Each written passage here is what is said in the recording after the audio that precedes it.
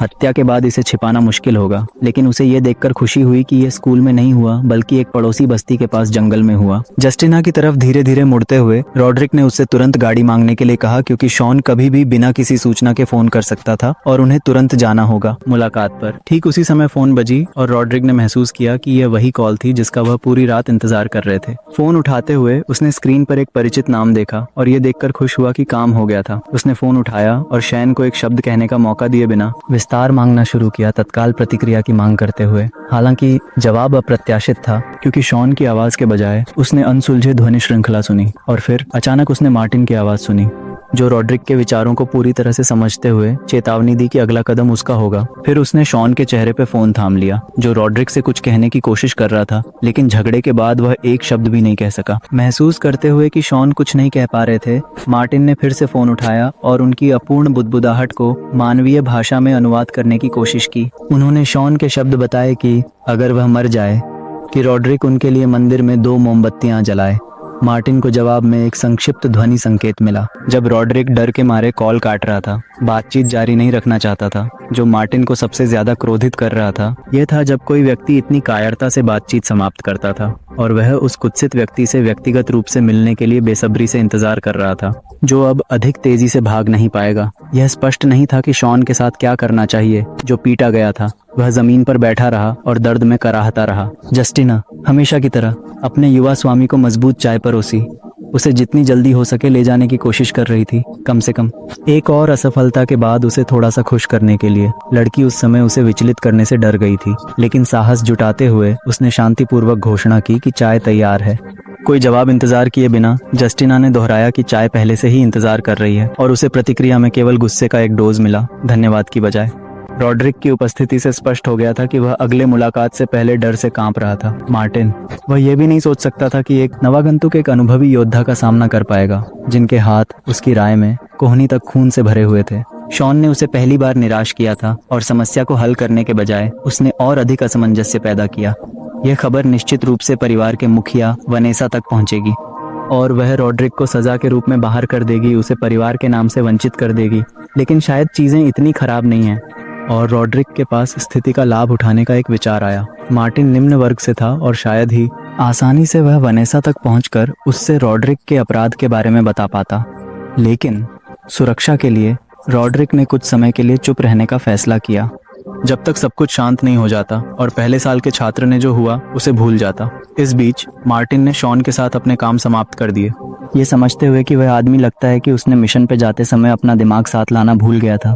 Martin समय आने पर वनेसा को सब कुछ बताने वाला था, लेकिन फिलहाल उन्होंने यह जानकारी अपने लिए रखने और अन्य चीजों का ध्यान रखने का फैसला किया।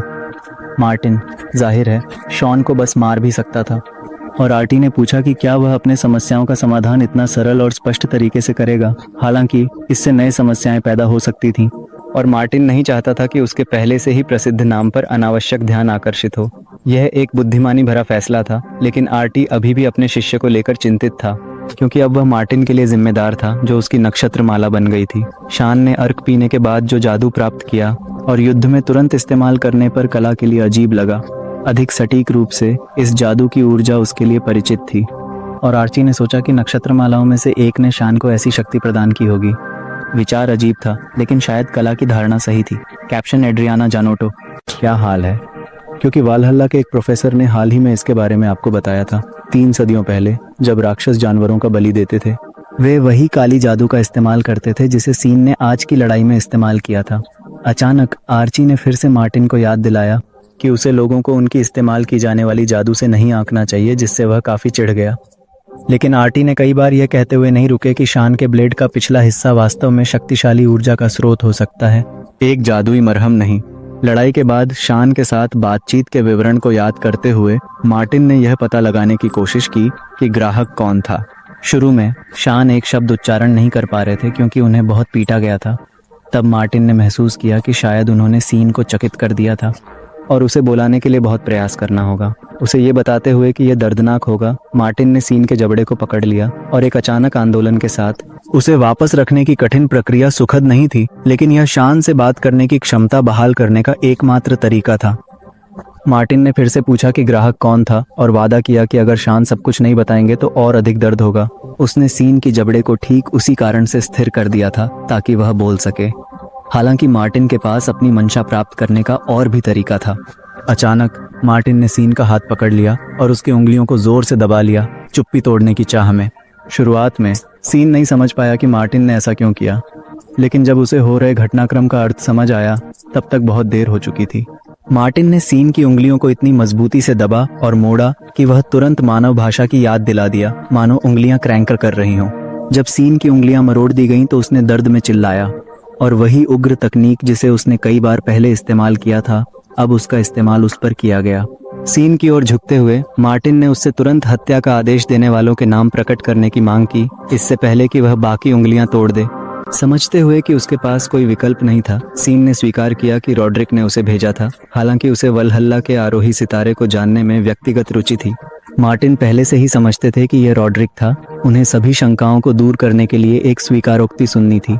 मार्टिन ने पूछा कि रॉड्रिक अभी कहाँ है, क्योंकि वह वलहल्ला का छात्र नहीं लग रहा था, लेकिन फिर भी वह अकादमी में दाखिला पा गया।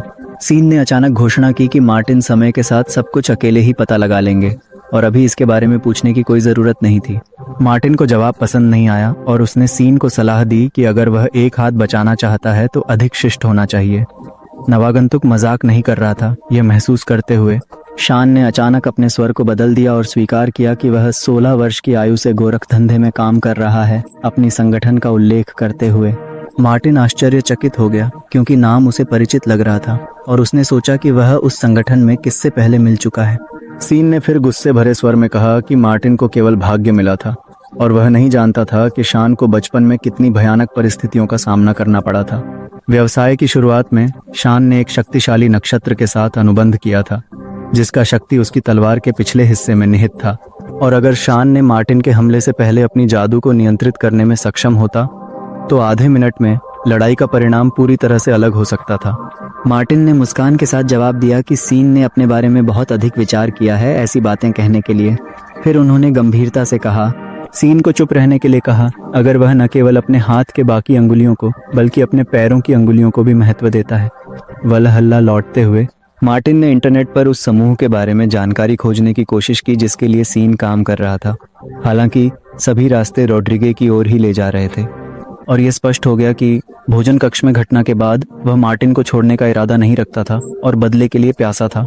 मार्टिन रॉड्रिक के साथ समय बर्बाद नहीं करना चाहता था, लेकिन उसे समझ में आ रहा था कि उसके साथ न निपटने से वह लगातार नए आश्चर्यों से परेशान होता रहेगा। इसलिए मार्टिन ने पहले से उन सबूतों का ध्यान रखा जो रॉड्रिक को परिवार से बाहर करने में मदद करेंगे। झगड़े के बाद जंगल में शैन के साथ बातचीत हुई और यही रिकॉर्डिंग्स में रॉड्रिगे की भागीदारी के बारे में कबूलनामा सुना गया।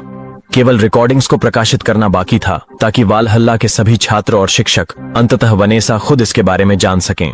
उस समय अमांडा ने उससे संपर्क किया, जो बहुत उपयोगी साबित हुआ क्योंकि वही इस मामले में मदद कर सकती थी। अमांडा मार्टिन की अपनी सहयोग के प्रस्ताव पर प्रतिक्रिया में रुचि रखती थी और वह खुश होगी अगर वह अंततः उसके सहायक बनने पर सहमत हो जाए। लेकिन मार्टिन ने कहा कि इस समय अधिक महत्वपूर्ण मामले हैं और पूछा कि क्या उसके परिचितों में कोई पत्रकार है। जल्द ही सभी स्थानीय समाचार पत्रों में वनेसा के प्रसिद्ध परिवार के बारे में शीर्षक भरे हुए थे, जो एक वालहल्ला के नए छात्र को मारने की कोशिश करने के संदेह में थे, और यह खबर उम्मीद के मुताबिक वनेसा तक पहुंची। इंटरनेट पर इसे पढ़ते हुए मार्टिन खुश हुआ कि उसकी योजना सफल हुई और कि यह बिल्कुल वही दृष्टिकोण था जिसे उसने आधुनिक युद्ध कहा। 300 साल पहले जीवित एक व्यक्ति के लिए उसने आधुनिक वास्तविकताओं के साथ बहुत जल्दी अनुकूलन कर लिया। हालांकि पुनर्जन्म के बाद जीवन की नई शुरुआत में उसे विभिन्न लोगों को समझने में कठिनाई हुई, लेकिन उन समस्याओं को सुलझाने के बाद वह एक नया व्यक्ति बनने जैसा दिखने लगा और उसने महसूस किया कि वह जो चाहे उसे हासिल कर सकता है। हालांकि मार्टिन की खुशियां एक खबर से प्रभावित हुई जिसे उसने एक लेख में पढ़ा था, जिसने उसके कुछ योजनाओं को खराब कर दिया। ऐसा हुआ कि पत्रकारों ने उस पूरे परिवार को दोषी ठहराया जिसका हिस्सा रॉड्रिक था। हालांकि मार्टिन केवल उसे ही नुकसान पहुंचाना चाहता था। सबसे खराब बात यह है कि अमांडा ने मार्टिन को जो रिपोर्टर दी थी वह एक बहुत प्रसिद्ध पत्रकार थी और खबर पूरे देश में तेजी से फैल गई। लेख के प्रकाशित होने के अगले दिन वनेसा को सार्वजनिक रूप से माफी मांगनी पड़ी, जिससे एक विशेष प्रेस कॉन्फ्रेंस की आवश्यकता हुई, जिसने सभी प्रमुख प्रकाशनों के पत्रकारों को इकट्ठा किया। जब सम्मेलन शुरू हुआ, वनेसा धीरे धीरे मंच की ओर बढ़ी, उस भाषण को देने के लिए तैयार जिसकी उसने पूरी रात सोच विचार किया था। वह अत्यंत शर्मिंदा महसूस कर रही थी, क्योंकि रॉड्रिक परिवार का एक सदस्य था और अब उसे उस गड़बड़ को सुलझाना था जिसे उस बेवकूफ ने शुरू किया था। सबसे पहले उसने घायल छात्र से अपनी गहरी माफी स्वीकार कराई और पूरे अकादमी वल्हाला से हुई घटना के लिए। वनेसा के शब्द उसके परिवार की आधिकारिक स्थिति का प्रतिनिधित्व करते थे और उसने तुरंत घोषणा की कि रॉड्रिक, जिसने हमले का आदेश दिया था, को कबीले से निकाल दिया गया है। वनेसा का मानसिक स्थिति शांत थी, क्योंकि उसके पूरे परिवार ने माना था कि केवल एक व्यक्ति ही दोषी था और उसे इस अपराध के लिए जिम्मेदार ठहराना चाहिए। सम्मेलन में उपस्थित सभी गरिमामयी अतिथियों का धन्यवाद देने के बाद वनेसा ने मंच से तेजी से बाहर निकल गई। हालांकि पत्रकार लगातार सवाल पूछते रहे। असहज। रॉड्रिक ने पूरी तरह से समझ लिया इस स्थिति से उन्हें क्या खतरा था और सम्मेलन के तुरंत बाद उनके पिता ने उनसे चर्चा करने के लिए बुलाया कि क्या हुआ था। साहस जुटाते हुए रॉड्रिक ने कॉल स्वीकार किया, यह उम्मीद करते हुए कि उनके पिता चिल्लाएंगे और परिवार को शर्मिंदा करने पर उन्हें गाली देंगे। हालांकि उनके पिता ने अचानक धीमी आवाज में आदेश दिया कि रॉड्रिक इंग्लैंड वापस जाएं, और यह एक ऐसा आदेश था जो चर्चा के अधीन नहीं था। रॉड्रिक ने आदेश पालन का वादा किया, पर वापसी पर उन्हें क्या इंतजार कर रहा था नहीं समझे। इस कठिन बातचीत के समाप्त होने पर वह मुश्किल से खुद को रोक पाता और भय से चिल्लाया नहीं। अपने पिता की क्रूरता से अच्छी तरह से जानता था। अगले दिन शॉन, जो पहले से ही हिरासत में थे, उन्हें जहाज से महासागर पार करके उस स्थान पर ले जाया जाएगा जहां वे अपना सजायाफ्त पूरा करेंगे।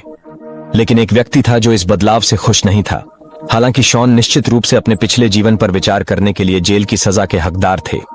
शॉन ने गलती स्वीकार की और पत्रकारों को बताया कि वे हमले के आयोजक थे, लेकिन शैन का साक्षात्कार दिखाता। मार्टिन ने उनकी ईमानदारी पर विश्वास नहीं किया और यह स्वीकार नहीं कर सके कि उन्होंने गलती से वनेसा के लिए बम लगाया था। मार्टिन एक बार फिर से इस बात पर विश्वास कर गया कि रॉड्रिक का परिवार अजीब लोगों से बना था और यह उसे हर बार अधिक परेशान कर रहा था। सम्मेलन में वनेसा ने रॉड्रिक के कार्यों के लिए मार्टिन से व्यक्तिगत रूप से माफी मांगने का वादा किया और मार्टिन यह सोचकर शर्मिंदा हो गया कि यह कैसे होगा। सभी कक्षाएं पहले ही समाप्त हो चुकी थीं, लेकिन जब मार्टिन शिक्षकों के कमरे से गुजरा, उसने महसूस किया कि अगर चाहे तो उन्हें वनेसा को पहले भी बुला सकता था। फिर अमांडा ने उसी अकादमी के कैफे में फिर से मार्टिन को पाया जहां वे आमतौर पर समय बिताते थे। अमांडा हमेशा की तरह खुशी से मार्टिन को मुस्कुराई, सोचते हुए कि उसे अपने सहायक बनने के लिए कैसे मनाए। अपनी सीट से कूदते हुए उसने फिर से मार्टिन से सहमति मांगनी शुरू कर दी। ब्राजील के इस प्रगतिशील शहर में गॉब्लिन्स ऑफ स्टोन के खिलाफ लड़ने के उनके अनूठे और प्रभावी तरीके किसी भी अन्य से बेहतर हैं। हालांकि आज अमांडा को एक कैफे के लिए मार्टिन ने बुलाया और एक ऑफेंडेड चेहरा बनाते हुए उसने घोषणा की कि वह बातचीत के लिए बहुत व्यस्त है। और फिर वह अचानक से फिर से खड़ी हो गई और उसने मार्टिन से कहा कि आज उनका मुलाकात एक डेट की तरह है। मार्टिन ने उससे अनुरोध किया कि वह अति समय से खुश न हो, क्योंकि ऐसा जवाब अमांडा को गंभीर रूप से आहत कर सकता था। हालांकि वे इतनी देर से संवाद कर रहे थे कि वे व्यापारिक बातचीत बंद कर सकते थे और पुराने दोस्तों की तरह बात कर सकते थे। वास्तव में मार्टिन ने अमांडा को पत्रकार से परिचित कराने के लिए धन्यवाद देने के लिए बुलाया था और अंत में उसने अमांडा को वह बताया जो वह बहुत समय से सुनना चाहती थी। फिर बाद में वह उसके साथ पत्थर के गोबलिनों के खिलाफ लड़ाई की जानकारी साझा कर सके। बदले में मार्टिन ने अमांडा से एक उपकार मांगा, क्योंकि उसकी मदद से वह सप्ताहांत में अकादमी छोड़ना चाहता था। अमांडा मदद करने के लिए तैयार थी, विशेष रूप से यदि मार्टिन उसका सहायक बन गया तो वह कम से कम हर दिन वालहल्ला से निकल सकता था। इस बीच एक जहाज उत्तर प्रशांत महासागर में नौवहन कर रहा था। शैन को उसके कारावास स्थल तक ले जा रहा था। एक विशाल जहाज जिसमें भारी संख्या में सशस्त्र पुरुष थे, बिना किसी चेतावनी के शॉन पर गोली चलाने के लिए तैयार। शॉन अब कोई खतरा नहीं था और वह शांत चुपचाप उसकी आगमन का इंतजार कर रहा था। जहाज के एक कारावास की सेल में बैठा एक खिलौने की तरह व्यवहार किए जाने का विचार उसे नर्वस कर देता था, क्योंकि वह लंबे समय से इस प्रकार के व्यवहार के आदी नहीं था। जहाज संभवतः अपराध की दुनिया में एक प्रसिद्ध कारावास टावर की ओर जा रहा था, जो उत्तर प्रशांत महासागर के केंद्र में स्थित है। यह शरण स्थान, जिसे शक्तिशाली नक्षत्रों में से एक द्वारा बनाया गया था, खतरनाक अपराधियों को रोकने और भाड़े की नौकरियों को पुनः शिक्षित करने के लिए काम आता था। अब फर्क नहीं पड़ता, क्योंकि शॉन को जो चाहिए था, मुझे जो करना था, वह 5 वर्षों तक चुप रहते हुए बाहर रहना था, ताकि रॉड्रिक कबीले में रहे और फिर उससे एक बड़ा इनाम प्राप्त करे। रॉड्रिक के कारण सीन को इतना कम सजा मिली और सोचा कि ये 5 साल बिना देखे बीत जाएंगे, जैसे एक बुरा सपना। लेकिन अचानक उसने महसूस किया कि बुरा सपना अभी शुरू हुआ है, क्योंकि पास में एक पुरुष आवाज सुनी गई और सीन भयभीत होकर मुड़ा। अगले पल उस आदमी ने चाकू की एक तेज चाल के साथ ही अपना काम पूरा कर लिया और सीन के सभी विचार बिना मतलब हो गए। 5 साल की जेल की जगह सीन को मौत की सजा सुनाई गई। जहाज में घुसपैठ करने वाले एक अज्ञात व्यक्ति द्वारा निष्पादित यह आदमी अंततः वही भाड़े सैनिक निकला जो शान था।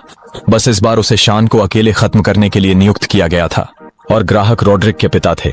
चाकू की वार घातक थी और भाड़े सैनिक कुछ समय के लिए खून बहते सीन के पास रहा, इस बात को सुनिश्चित करते हुए कि समस्या हल हो गई। इसी बीच वनेसा के परिवार की संपत्ति में रॉड्रिक उस दुर्भाग्य के दोषी के साथ एक बैठक हुई। पहले ही दंडित और परिवार से बाहर कर दिया गया था। वनेसा के सामने बैठा केवल रॉड्रिक ही नहीं था, बल्कि उसके पिता भी थे, जो अपने बेटे के लिए व्यक्तिगत रूप से माफी मांगने आए थे। रॉड्रिक ने परिवार से माफी मांगने की कोशिश की, लेकिन केवल माफी स्पष्ट रूप से पर्याप्त नहीं थी। वनेसा घटनाओं के सभी विवरण जानना चाहती थीं, जो शॉन की मार्टिन के साथ जंगल में मुलाकात से पहले हुई, जिसने शॉन को वह करने पर मजबूर किया। एक इतना घिनौना कार्य। वह नहीं समझ पा रही थी कि रॉड्रिक ने मार्टिन के लिए एक हत्यारे को क्यों रखा और कैसे उस पहले वर्ष के छात्र ने उसमें हस्तक्षेप किया। स्पष्ट उत्तर प्राप्त नहीं होने पर वनेसा रॉड्रिक के चुप्पी से क्रोधित होने लगी, जो उसके लिए बुरा साबित हो सकता था। सारी जिंदगी में रॉड्रिक ने वैसे ही व्यवहार किया जैसा वह चाहता था, अपनी कार्यों के लिए किसी सजा के बिना, और अंत में उसकी घमंड ने विनाशकारी परिणाम लाए। परिणाम स्वरूप उसने अपने परिवार का अपमान किया और अब इस शर्म को धोना लगभग असंभव होगा, विशेष रूप से अगर रॉड्रिक का निर्वासन नहीं हुआ। रॉड्रिक के पास आते हुए वनेसा ने पूछा कि अब उसे उसके साथ क्या करना चाहिए और उसे किस सजा की हकदार है। वनेसा की अप्रत्यक्ष बात समझते हुए रॉड्रिक गिर पड़ा और परिवार की प्रतिष्ठा बहाल करने के लिए वादा किया। कुल की प्रतिष्ठा बहाल करने का एकमात्र तरीका रॉड्रिक को निर्वासित कर देना था, और उसने उस घटना को एक भयंकर डर के साथ महसूस किया कि यह सजा टाली नहीं जा सकती। रॉड्रिक के पिता ने स्थिति की जटिलता को समझते हुए चुप नहीं रह सके और कहा कि यह बेटे के लिए बहुत कड़ी सजा है। वनेसा ने तब घोषणा की कि वह न केवल रॉड्रिक को परिवार से निकाल सकती है, बल्कि उसके पिता को भी, जो बेटे की खराब परवरिश के लिए पूरी तरह से दोषी थे। साथ ही उसे भी जिम्मेदारी के साथ उसके साथ उठानी चाहिए, यह महसूस करते हुए कि उसके पिता भी उसकी वजह से पीड़ित हो सकते हैं। रॉड्रिक ने दोबारा माफी मांगना शुरू किया और अपनी गलतियों को सुधारने का मौका पाने के लिए विनती की। गलतियां। वनेसा के पास कारण था कि वह पूरी सच्चाई सार्वजनिक नहीं करना चाहती थी। अगर उसने रॉड्रिक को परिवार से बाहर कर दिया, सभी जानते होंगे कि उसने मार्टिन पर हमला का आदेश दिया था। अप्रत्याशित रूप से वनेसा ने घोषणा की कि वह फिलहाल रॉड्रिक को कबीले से बाहर नहीं करेगी और उसे तुरंत वालहल्ला लौटने का आदेश दिया और जो हुआ उसके बारे में चुप रहने का। उसने वादा किया कि मार्टिन से मिलने और बातचीत के बाद सब कुछ पर विचार करेगी। उसने एडन को सलाह दी कि वह अपने बेटे पर कड़ी नजर रखे, चेतावनी देते हुए रॉड्रिक का भविष्य दंड उसके व्यवहार पर निर्भर करेगा, और तुरंत दोनों को कार्यालय छोड़ने का आदेश दिया। और संपत्ति के क्षेत्र। एडन। निश्चित रूप से उसने तुरंत आदेश का पालन करने के लिए दौड़ लगा दी और जल्द ही वह और उसका बेटा चल रहे थे संपत्ति के लंबी गलियारे की ओर दिशा में निकास। अब रॉड्रिक को अत्यंत सावधान रहना था और कोई जल्दबाजी में कुछ नहीं करना था। हालांकि वनेसा के कार्यालय में एक बातचीत के बाद रॉड्रिक ने महसूस किया कि परिवार से बाहर होना अनिवार्य है, और उसने पिता से कहा कि कुछ बदलने के लिए बहुत देर हो चुकी है। उसे विश्वास था कि वह अभी भी बाहर कर दिया जाएगा, भले ही मार्टिन वनेसा की माफी स्वीकार करे और भले ही सालों बाद सभी इस घटना को भूल जाएं। ऐसा होता है कि यह जिद्दी आदमी हार नहीं मानने वाला था, और जब समय आया उसने अपने संरक्षक की शक्ति को मुक्त करने और निर्णायक प्रहार करने की योजना बनाई। अब उसके पास हारने के लिए कुछ नहीं था और अंतिम लड़ाई से उसे रोकने के लिए कुछ भी नहीं था।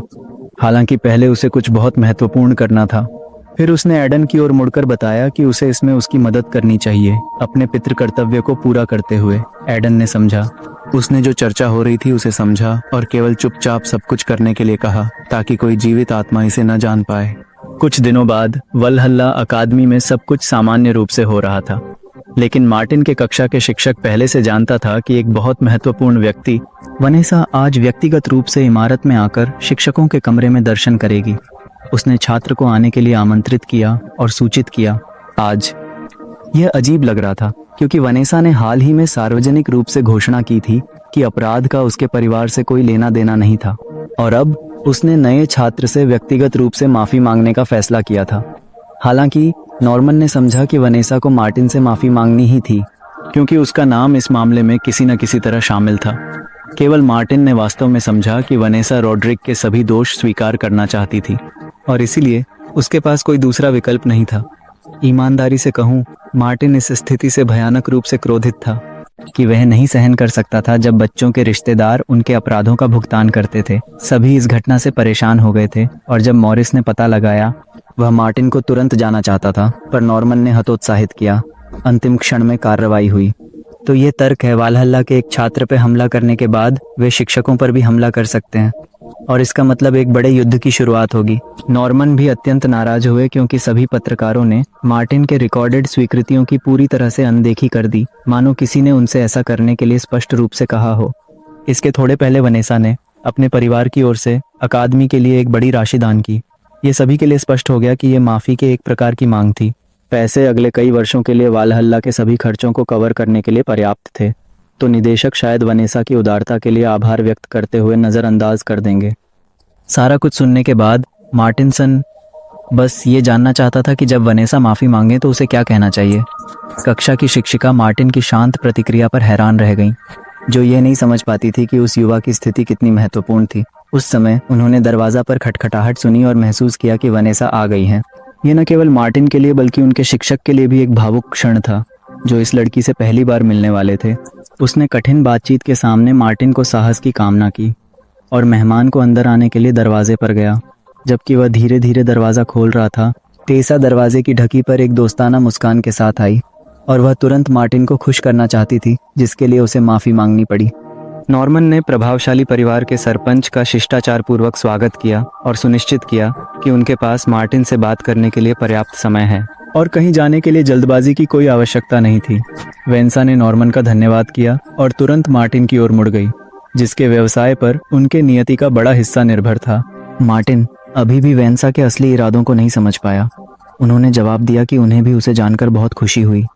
लड़की मार्टिन पर हुए हमले से इतनी शर्मिंदा हो गई कि उसने लड़के से माफ़ी मांगने के लिए झुकी, लेकिन उसने पहले ही कह दिया था कि रॉड्रिक को परिवार से निष्कासित कर दिया गया था, तो मार्टिन को और माफ़ी की ज़रूरत नहीं थी। अचानक उसने बात करना शुरू किया कि कैसे रॉड्रिक का समर्थन करने वाले अन्य रिश्तेदार मार्टिन के लिए समस्याएं पैदा कर रहे थे, भले ही यह सिर्फ एक बार हुआ हो और उसके पास सहायता नहीं थी। आखिरकार उसने स्वयं पहले कहा था, यह स्पष्ट हो गया कि यह व्यक्ति जंगल की घटना से संबंधित नहीं था और इस बात की आधिकारिक रूप से पुष्टि भी हो चुकी थी।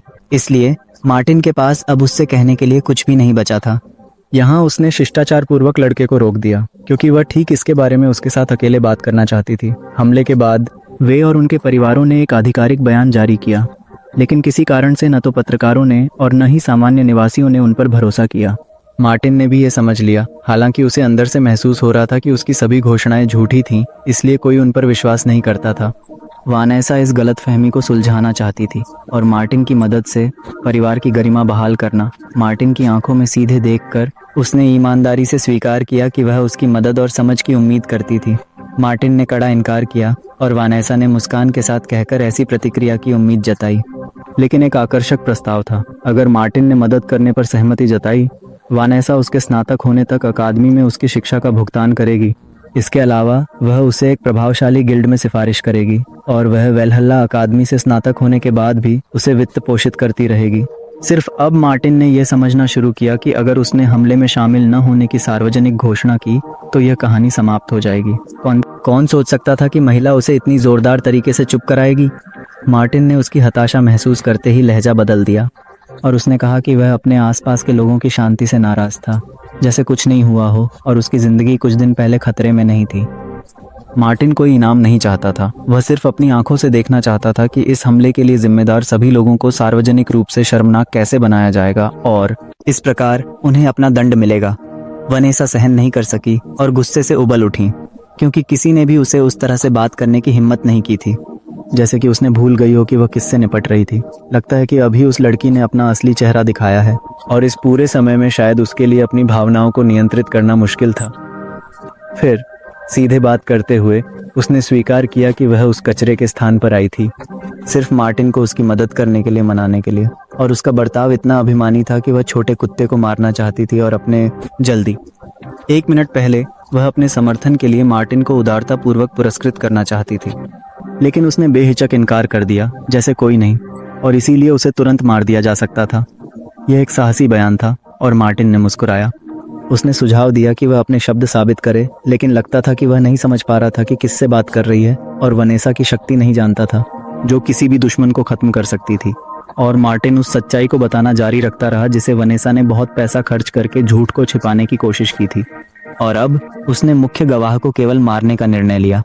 जाहिर है यही वह सब कुछ था जो यह लड़की कर सकती थी, और वह अपने धमकी को पूरा करने के लिए तैयार थी। लेकिन कुछ ने उसे रोका। भले ही उसने मार्टिन पर हमला किया हो और अपनी बाकी प्रतिष्ठा को जोखिम में डाला हो, वह अभी तक उसे मारने में सक्षम नहीं थी, हालांकि उसे खुद भी इसका अभी तक पता नहीं था। बेवकूफ़ी करने से बचने के लिए लड़की ने जल्दी से उठ खड़ी हुई, और आखिरी बार मार्टिन की आंखों में देखने के बाद मैल्कम ने वे शब्द कहे जो वह कहना चाहती थी। जब वह दरवाजे पर पहुंची, उसने मुड़कर घोषित किया कि वह किसी दिन मार्टिन को इसके लिए पछतावा करवाएगी। इन शब्दों ने उससे हंसी छिड़ा दी, क्योंकि वह कुछ नहीं कर पा रही थी, बस बेवकूफ़ाना धमकियां दे रही थी। जब वह बाहर गई, आर्ची ने कहा कि मार्टिन को वह काम नहीं करना चाहिए था, और उसने पछतावा जताया कि उसने उसे चेताते नहीं। इस पर मार्टिनो ने जवाब दिया कि वह उन लोगों से सबसे ज्यादा नफरत करता था जो विश्वास करते थे। सभी को उनके सामने झुकना चाहिए था और उनकी इच्छा पूरी करनी चाहिए थी। वह इस व्यवहार से परिचित था, और उसने समझा कि वेनस, सत्ताधारी महिला, अपने आसपास के सभी लोगों को बदलने की कोशिश कर रही थी।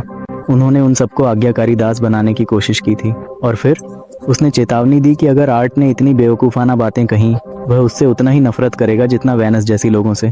आज अकादमी में और कोई कक्षाएं नहीं थीं, इसलिए मार्टिन ने पहले से ही प्रशिक्षण कक्ष जाने का निर्णय लिया। जल्दी ही वह वालहल्ला अकादमी के स्टेडियम के पास था, जहां प्रशिक्षण केंद्र था। रास्ते में हमेशा की तरह उसने अपने मोबाइल पर ताज़ा खबरें देखीं, इंटरनेट की विशालता में भटकते हुए। अचानक प्रवेश द्वार के पास उसने एक महिला की परिचित आवाज़ सुनी और अचानक मुड़ गया उस दिशा में।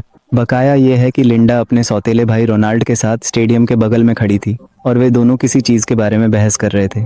लड़की को गहराई से देखते हुए रोनाल्ड ने फिर से स्पष्ट रूप से कहा कि उसका उसे हराकर परिवार का मुखिया बनाने का विचार पूरी तरह से बकवास और बिल्कुल अनुपयुक्त है। वह मानता था कि कोई भी प्रशिक्षण उसे उससे ज्यादा मजबूत बनने में मदद नहीं करेगा, और कि मार्टिन भी उसे कुछ भी सार्थक सिखाने में सक्षम नहीं होगा। तो अगर वह परिवार में रहना चाहती थी और हार के बाद बहिष्कृत नहीं होना चाहती थी, उसने सुझाव दिया कि वह रविवार को होने वाले परीक्षण में बिल्कुल उपस्थित न हो। उसके लिए हाथ बढ़ाते हुए उसने कहा कि वह अपनी सौतीली बहन को अपमानित करना नहीं चाहता था, और आशा करता था कि वह विवेकशील होगी। यह देखकर कि उसके शब्द विश्वसनीय नहीं थे, उसने अपने स्वर को बदल दिया और जोर से घोषित किया कि वह उसे आखिरी मौका दे रहा है। लेकिन लिंडा ने अपने सौतेले भाई को एक बिल्कुल अलग तरीके से देखने का इशारा किया, और अचानक उसने घोषणा की कि ये इडियट कुछ नहीं समझता। रोनाल्ड ने पहली बार लिंडा से यह सुना और लड़की की दुस्साहस पर आश्चर्यचकित हुआ, जो अपने नए मेंटोर के साथ प्रशिक्षण लेने के बाद बहुत ज्यादा दुस्साहसी हो गई थी। अगले ही पल मार्टिन उसके बगल में प्रकट हो गया, जो दूर नहीं रह पाया, और उसने अपनी छात्रा का समर्थन करने का फैसला किया। उसने उसके शब्दों की पुष्टि की और कहा कि रोनाल्ड एक इडियट हो रहा है, क्योंकि एक मेहनती लड़की से मदद मांगना जिसने अपनी पूरी जिंदगी मेहनत की थी और किसी सहूलियत की उम्मीद नहीं करती थी, जबकि मार्टिन ने चेतावनी दी कि आज उसे पहले ही एक मूर्ख द्वारा धमकी दी गई है। लेकिन उसे रोनाल्ड की स्थिति की बिल्कुल परवाह नहीं थी। उसने उसे सलाह दी कि लिंडा को परेशान न करे, क्योंकि वह अकादमी की छात्रा थी और ऐसे झगड़े वालहल्ला के क्षेत्र में कड़ाई से मना थे, जिससे वहां की शांति सुनिश्चित हुई। फिर लिंडा की ओर मुड़कर उसने पूछा कि क्या वह उसकी सहमति रखती है, उसके समर्थन की उम्मीद करते हुए उस समय। जरूर, उसने खुशी खुशी मार्टिन के साथ मजाक किया और एक शिकायत भरी नजर के साथ इसकी पुष्टि की कि किसी को अनावश्यक संघर्षों की जरूरत नहीं है, यह महसूस करते हुए कि और कहने के लिए कुछ नहीं बचे। रोनाल्ड ने अपनी सौतेली बहन की ओर अंतिम बार मुड़ते हुए, और उसने कहा कि अगली बार वे रविवार को द्वंद्व में मिलेंगे। इन शब्दों को कहने के बाद वह अचानक मुड़कर द्वंद्व की तैयारी के लिए घर गया, लिंडा के साथ। लिंडा ने तुरंत मार्टिन का सहायता के लिए धन्यवाद किया, लेकिन उसकी कोई ज़रूरत नहीं थी, और उसने सुझाव दिया कि वह तुरंत अकादमी जाए। लेकिन पहले लिंडा ने स्वीकार किया कि वह शब्द कहना चाहती थी जो पूरी तरह से अलग थे जब मार्टिन ने उससे प्रश्न किया, और फिर उसने अपने भाई के लिए तैयार की गई कठोर वाक्यांश बोलना शुरू किया, यह भूलकर कि एक कोमल लड़की से यह विशेष रूप से बदसूरत लगेगा। मार्टिन ने समय रहते उसे रोक दिया, समझते हुए कि वह क्या कहना चाहती थी, और कहा कि वह उन बातों पर विवरण न दे जो पहले से ही स्पष्ट थे। इसके बाद वे प्रशिक्षण केंद्र गए, और रास्ते में लिंडा ने सूचित किया कि वह अगले सप्ताहांत के प्रशिक्षण में शामिल नहीं हो पाएगी, क्योंकि उसे यात्रा करनी है। कुछ ही दिनों बाद मार्टिन वापस जंगल में गया, जहां उसने हाल ही में सीन से मुलाकात की थी, और इसीलिए उसके पास खोज पूरी करने का समय नहीं था। अब फोन के ब्राउजर में वह अपनी टिप्पणियों वाली जगह ढूंढने की कोशिश कर रहा था। 300 साल पहले अपने पहले जीवन में छोड़ी गई थी। आरटी लड़के की दृढ़ता से आश्चर्यचकित हुई, जिसने टिप्पणियां ढूंढना जारी रखा। हालांकि उसने पहले ही कई अवशेष और जादुई पत्थर पा लिए थे।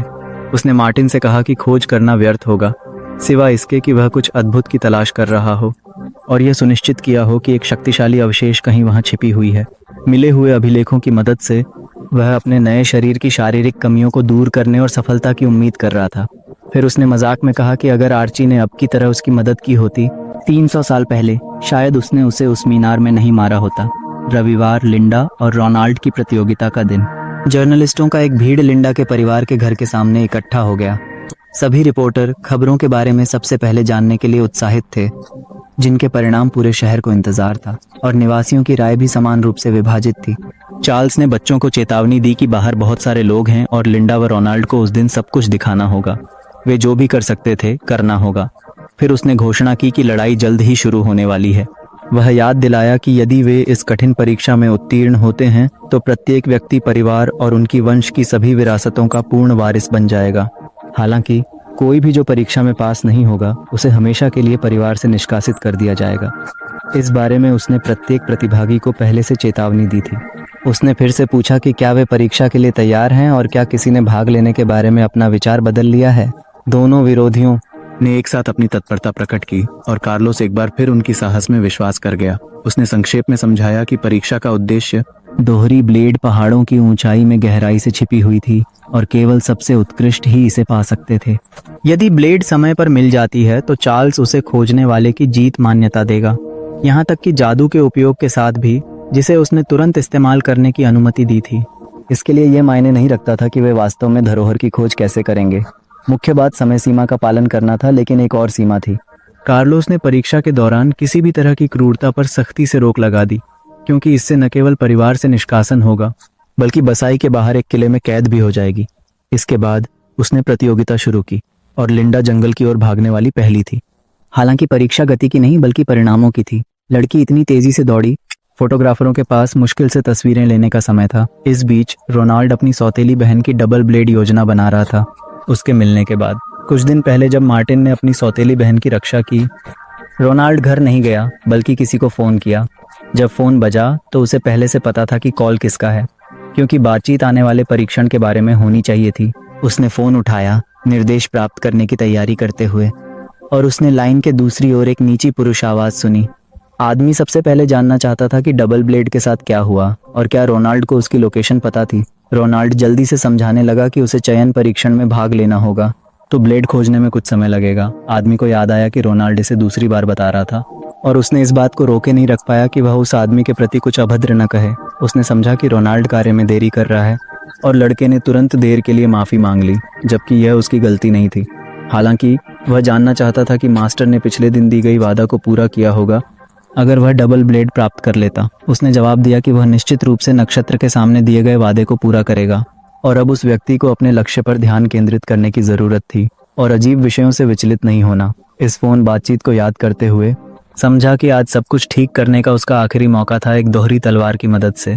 अब उसे पहाड़ों में उस तलवार को ढूंढना था, जबकि उसका प्रतिद्वंद्वी लंबे समय से उस कलाकृति की तलाश में था। लिंडा ने तुरंत जादू का इस्तेमाल किया, जैसे उसने हमारे पास दोहरी तलवार की ऊर्जा महसूस की हो, अपनी आत्मा के साथ। लेकिन जब वह उस विशेष जगह को खोदने वाली थी जिसे दिन ने उसे स्पष्ट रूप से दिखाया था, तो पास के आसपास एक परिचित और आत्मीय आवाज सुनी गई। लड़की कूद गई और अपनी तलवार निकालने की तैयारी करने लगी, क्योंकि रोनाल्ड बिना ध्यान दिए प्रकट हो गया था और स्पष्ट रूप से कुछ योजना बना रहा था। उसने दूर से देखा कि उसकी सौतेली बहन जादुई रास्ते पर तलवार की तलाश कर रही थी और वह नहीं समझ पा रहा था कि किसने उसे यह सिखाया। बिल्कुल, मार्टिन ने उसे प्रशिक्षण के दौरान यह सिखाया था, क्योंकि वह स्वयं हाल ही में इस तरह से अपनी कलाकृतियों की तलाश कर रहा था। वह सोचता था कि उसने लंबे समय से कलाकृतियों की तलाश के मूल सिद्धांतों पर महारत हासिल कर ली है और उसे अपनी जादू को नियंत्रित करना आता था। यदि वह पहले से ही बिजली को नियंत्रित करने में माहिर है, तो वह प्रकृति की ऊर्जा को शांत करने वाले बुनियादी नियंत्रण का उपयोग नहीं कर रही है। उसने महसूस किया कि वह बहुत अधिक मात्रा में ऊर्जा को नियंत्रित करने पर ध्यान केंद्रित कर रही थी और वह छोटे जादुई नियंत्रण को भूल रही थी जो भी महत्वपूर्ण था। मार्टिन यह नहीं समझ पा रहा था कि उसके परिवार ने उसे जादुई ऊर्जा का सही ढंग से इस्तेमाल करना क्यों नहीं सिखाया, और तब तक मुझे नहीं पता था कि परिवार के प्रमुख ने जानबूझकर उसकी यह जानकारी छुपा रखी थी। मगर इस सारे समय के दौरान लिंडा केवल अपनी नक्षत्र की शक्ति का उपयोग कर रही थी, जैसे यह उसकी संपत्ति ही हो, अपने संरक्षक की सहायता के बिना कार्य विधियों को भूलकर। यह अजीब था, लेकिन मार्टिन ने तुरंत उसके लिए मूल बातें समझाना शुरू किया और उसने आराम से शुरुआत करने को कहा। हाथों और पैरों की उंगलियों का उपयोग करके जादुई आभा को फैलाने के लिए लिंडा ने मार्टिन की सलाह मानी और धीरे धीरे ऊर्जा को वितरित करना शुरू किया, जिसे किसी क्षण उसने अपने बालों में भी महसूस किया। फिर मार्टिन ने उससे कहा कि वह जादू को केवल अपने शरीर में ही नहीं बल्कि आसपास की हवा में भी महसूस करने की कोशिश करे। लिंडा ने तुरंत नहीं समझा कि गुरु क्या कह रहे थे, लेकिन उसने अपनी जादू की छवि की कल्पना करने और इसे महसूस करने की पूरी कोशिश की। और एक क्षण में उसने अचानक अपनी आंतरिक दृष्टि से देखा जादू जो हमेशा पास में था, लेकिन उसने पहले कभी ध्यान नहीं दिया था। प्रशिक्षण के बाद उसके लिए खड़ा होना मुश्किल हो गया, क्योंकि ऊर्जा का पता लगाने और नियंत्रित करने का यह तरीका बहुत ऊर्जा की मांग करता था। इसके अलावा अपने ध्यान के दौरान उसने मार्टिन को घेरे हुए एक प्रकार के जादू को देखा। इसमें कोई भी चौंकाने वाली बात नहीं थी। साथ ही मार्टिन ने यह भी जोड़ा कि अब लिंडा पूरी तरह सक्षम होकर यहाँ तक पहुँच सकती हैं। किसी वस्तु या जीव में समाहित कमजोर जादुई ऊर्जा, जितना अधिक वह अभ्यास करेगी, जमीन और हवा में जादू के निशान ढूंढना उतना ही आसान होगा और उन्हें सही समय पर उपयोग करें। उन्होंने जोड़ा कि अगर जादू अब एक दृश्य छवि की तरह दिखता है, तो जल्द ही लिंडा यह निर्धारित करने में सक्षम होंगी कि वे किस वस्तु से संबंधित हैं। इन अवशेषों से उन्होंने कहा, क्षमता को अधिकतम रूप से प्रशिक्षित करो, क्योंकि वह जल्द अलग रूपरेखाएं देखेगी और फिर उसके पास उसे सिखाने के लिए कुछ नहीं रहेगा। ये एक अच्छी खबर थी, क्योंकि वह पहला था जिसने ये रहस्य उसे बताए थे। अब उसे संदेह नहीं था कि वह मैजिस्टर नियंत्रण मार्टिन जितनी ही अच्छी सीख जाएगी। रोनाल्ड के सामने रुकते हुए उसने लंदन के डबल ब्लेड जादू को नियंत्रित करते देखा, दूर, जबकि वह बिना ध्यान दिए जंगल से चुपके से निकल रहा था। रोनाल्ड के चेहरे के भाव से लग रहा था कि उसके भाई के खिलाफ कुछ शैतानी इरादे हैं, और मार्टिन को गाली देना जारी रखा। लिंडा किसी भी चीज को सहन कर सकती थी, मार्टिन के प्रति निर्देशित गाली के सिवाय, और उन्होंने कहा कि वह रोनाल्ड की कल्पना से बहुत अधिक मजबूत है। बहस जारी रखना नहीं चाहते हुए रोनाल्ड ने उसके ब्लेड के मुट्ठी को पकड़ लिया, इसे खोलने और द्वंद्व शुरू करने की तैयारी करते हुए। जब उसने उसकी ओर पहला कदम बढ़ाया, लिंडा तैयार थी, हालांकि उसके पिता ने उन्हें से मना किया था, परीक्षण के दौरान पहले से ही जानलेवा मुकाबले करने से। ब्लेडों को पार करते हुए लिंडा ने समझा कि क्यों उसका भाई उसे जंगल तक पीछा किया। उसे कार्य पूरा करने के लिए पहले जाने का अवसर मिला। वह जरूर उससे छुटकारा पाना चाहता था, लेकिन अब उसने महसूस किया कि उसकी ऊर्जा बहुत मजबूत हो गई है। उसने लिंडा की ऊर्जा को दबाव महसूस किया और नहीं समझ पा रहा था कि उसकी बेप्रतिभा बहन ने मना कैसे नियंत्रित किया। कुशलता। आश्चर्यजनक रूप से उस व्यक्ति के लिए तलवार को किनारे पर फेंक दिया गया, जैसे लिंडा से निकलने वाली अदृश्य ऊर्जा की लहर के कारण, और अपनी क्षमताओं पर आत्मविश्वासी लड़की शांतिपूर्वक वहीं रही, लड़ाई के लिए तैयार। इस बीच पास में मार्टिन अपनी नोट्स खोज रहा था, लिंडा के साथ क्या हो रहा है यह नहीं जानते हुए। उसने जादू की मदद से छुपी हुई खजाने खोजने की काफी कोशिश की, लेकिन जब वह स्थान पर पहुंचा तो उसने कुछ नहीं पाया। हालांकि उसे याद था कि उसने कई साल पहले वहां कीमती वस्तुएं छुपाई थीं। वह विश्वास नहीं कर पा रहा था कि पूरे वालहल्ला में केवल एक ही अवशेष बचा है। आखिरकार मार्टिन से कुछ मीटर दूर जादू ने काम किया और चमकदार नीली रोशनी उस जगह डाली जहां लड़के को देखना था। लगता है उसने उद्देश्य पाया है। हालांकि वह इस स्थान को बहुत पहले पा सकता था अगर सीन न होता। अचानक उसने पास में एक शक्तिशाली ऊर्जा प्रवाह महसूस किया, और पहले तो उसने समझ नहीं पाया कि क्या हो रहा है। जादू के स्रोत की ओर मुड़ते हुए उसने एक परिचित महिला आवाज सुनी और समझा कि वह अकेला नहीं है। लिंडा ने एक ऐसे प्रतिद्वंद्वी के खिलाफ बहादुरी से लड़ाई की जो हमेशा शारीरिक शक्ति में ही नहीं बल्कि रक्षक द्वारा प्रदान की गई जादुई क्षमताओं में भी उससे ऊपर था।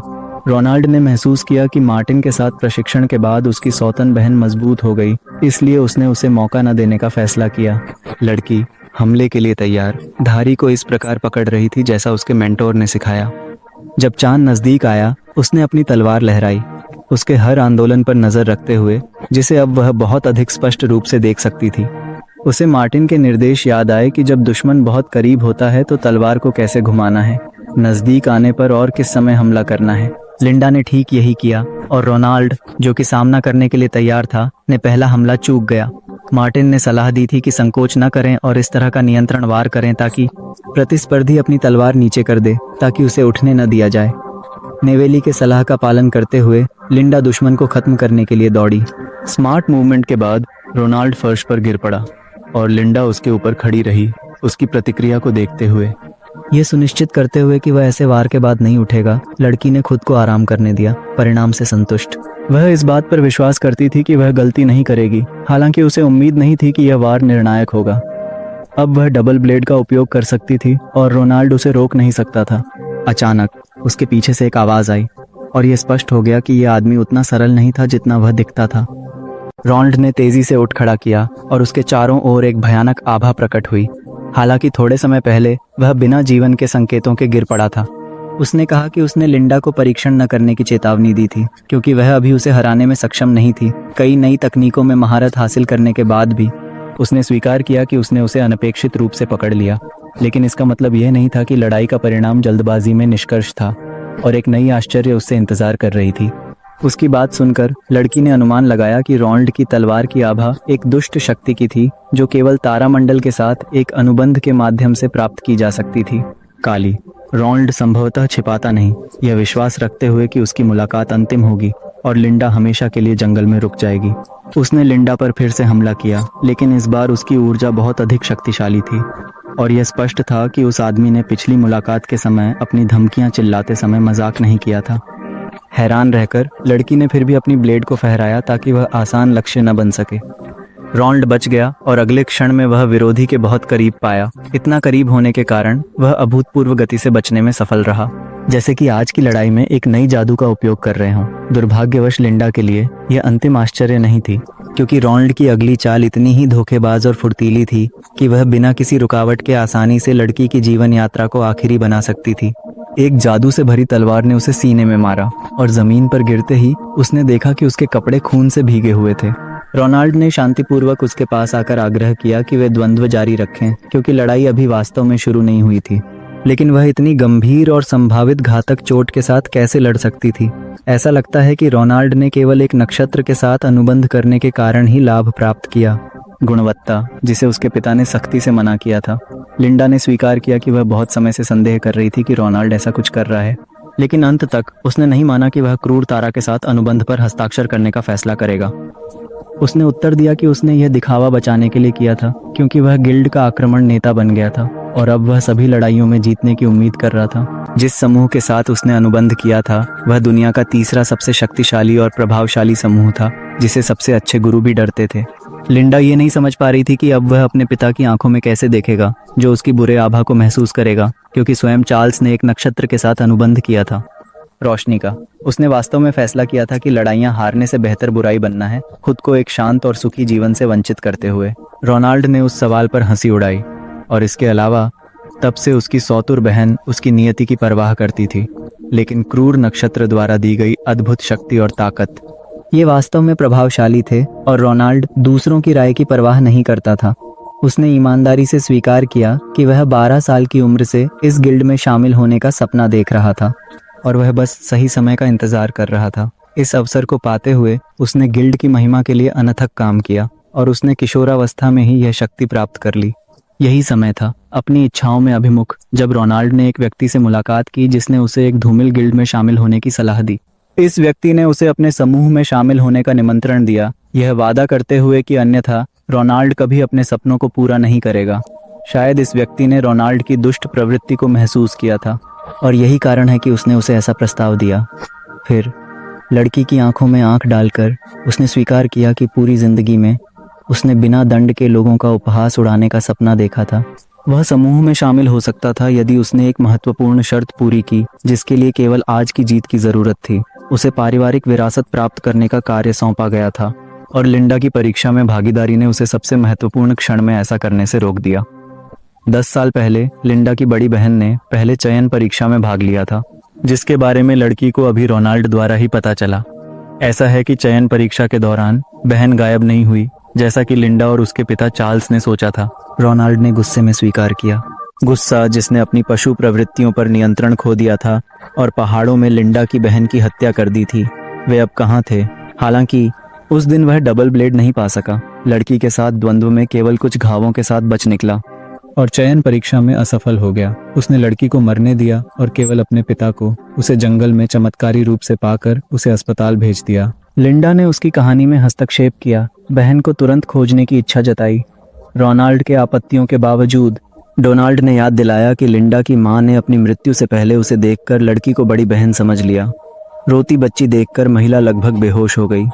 इस प्रकार उसने तय किया कि सामने लिंडा नहीं थी बल्कि उसकी बड़ी बेटी थी। उस क्षण मां ने लिंडा में अपनी बड़ी बेटी के लक्षण देखे, जिसे वह हमेशा ज्यादा प्यार करती थी। रोनाल्ड ने तेजी से बाहर जाने की कोशिश की, क्योंकि डबल ब्लेड का पता लगाकर उसने बातचीत समाप्त मान ली। लेकिन अपनी तलवार लहराते हुए उसने अचानक अपनी बड़ी बहन से मिलने की इच्छा जाहिर की, जब वह और लिंडा नर्क में मिलेंगे, और फिर उसने उसकी गले के कुछ सेंटीमीटर दूर ब्लेड को लचा दिया, लड़की को मृत्यु के लिए तैयार होने पर मजबूर करते हुए।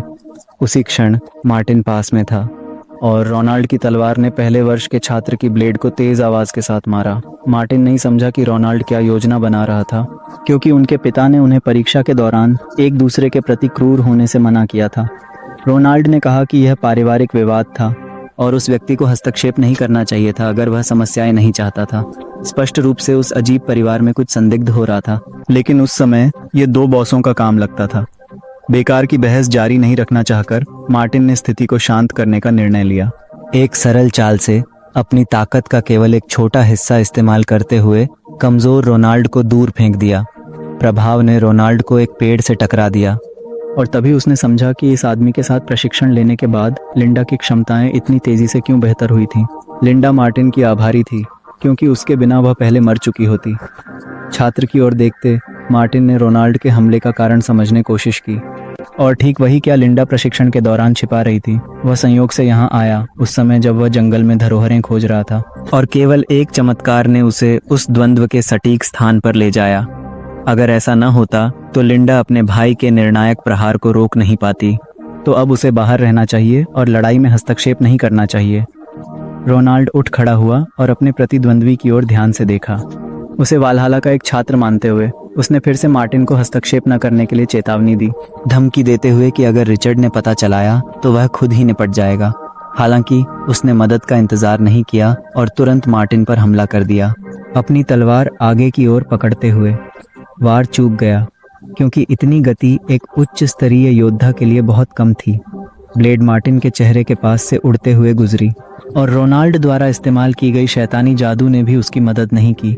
मार्टिन के अपने ही योजनाएं थीं, और बिना हेंज तलवार के साथ रोनाल्ड के लिए एक प्रतिरक्षा के रूप में एक आश्चर्य की तैयारी की।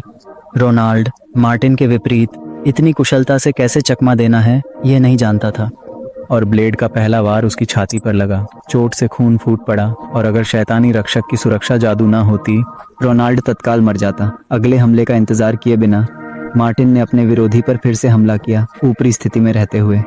ये एक रहस्य बना रहा कि मार्टिन शांत कैसे रहा और इतनी अद्भुत गति से कैसे चला।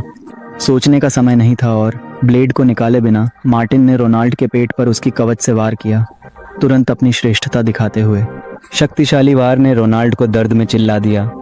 केवल अपनी छाती में ठंडी नोक को महसूस नहीं कर रहा था, बल्कि ब्लेड से निकलने वाली ऊर्जा की लहर भी। मार्टिन रोनाल्ड को मारना नहीं चाहता था, लेकिन एक असहाय लड़की के दयनीय व्यवहार को निष्क्रिय नहीं देख सकता था। लिंडा की तरफ मुड़ते हुए मार्टिन ने पूछा कि क्या वह ठीक है और क्या उसे मदद की आवश्यकता है। मुख्य कार्य सबसे नजदीकी बस्ती तक पहुंचना था ताकि लिंडा अस्पताल में इलाज कर सके, लेकिन यह स्पष्ट नहीं था कि वह चल पाएगी या नहीं। अचानक मार्टिन के पीछे से एक आवाज सुनी गई और गिरे हुए विरोधी से एक धमकी भरी चमक निकल रही थी। कुछ बुरा कह रहा था। रोनाल्ड फिर से उठ खड़ा हुआ, और अब इसमें कोई संदेह नहीं था कि ऊर्जा उसकी मदद कर रही थी।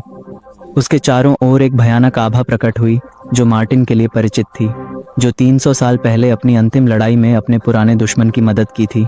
ये पहली बार नहीं था जब मार्टिन ने ऐसे दुश्मनों का सामना किया था। हालांकि दुष्ट संरक्षक के साथ अनुबंध करना काफी साहस की मांग करता था।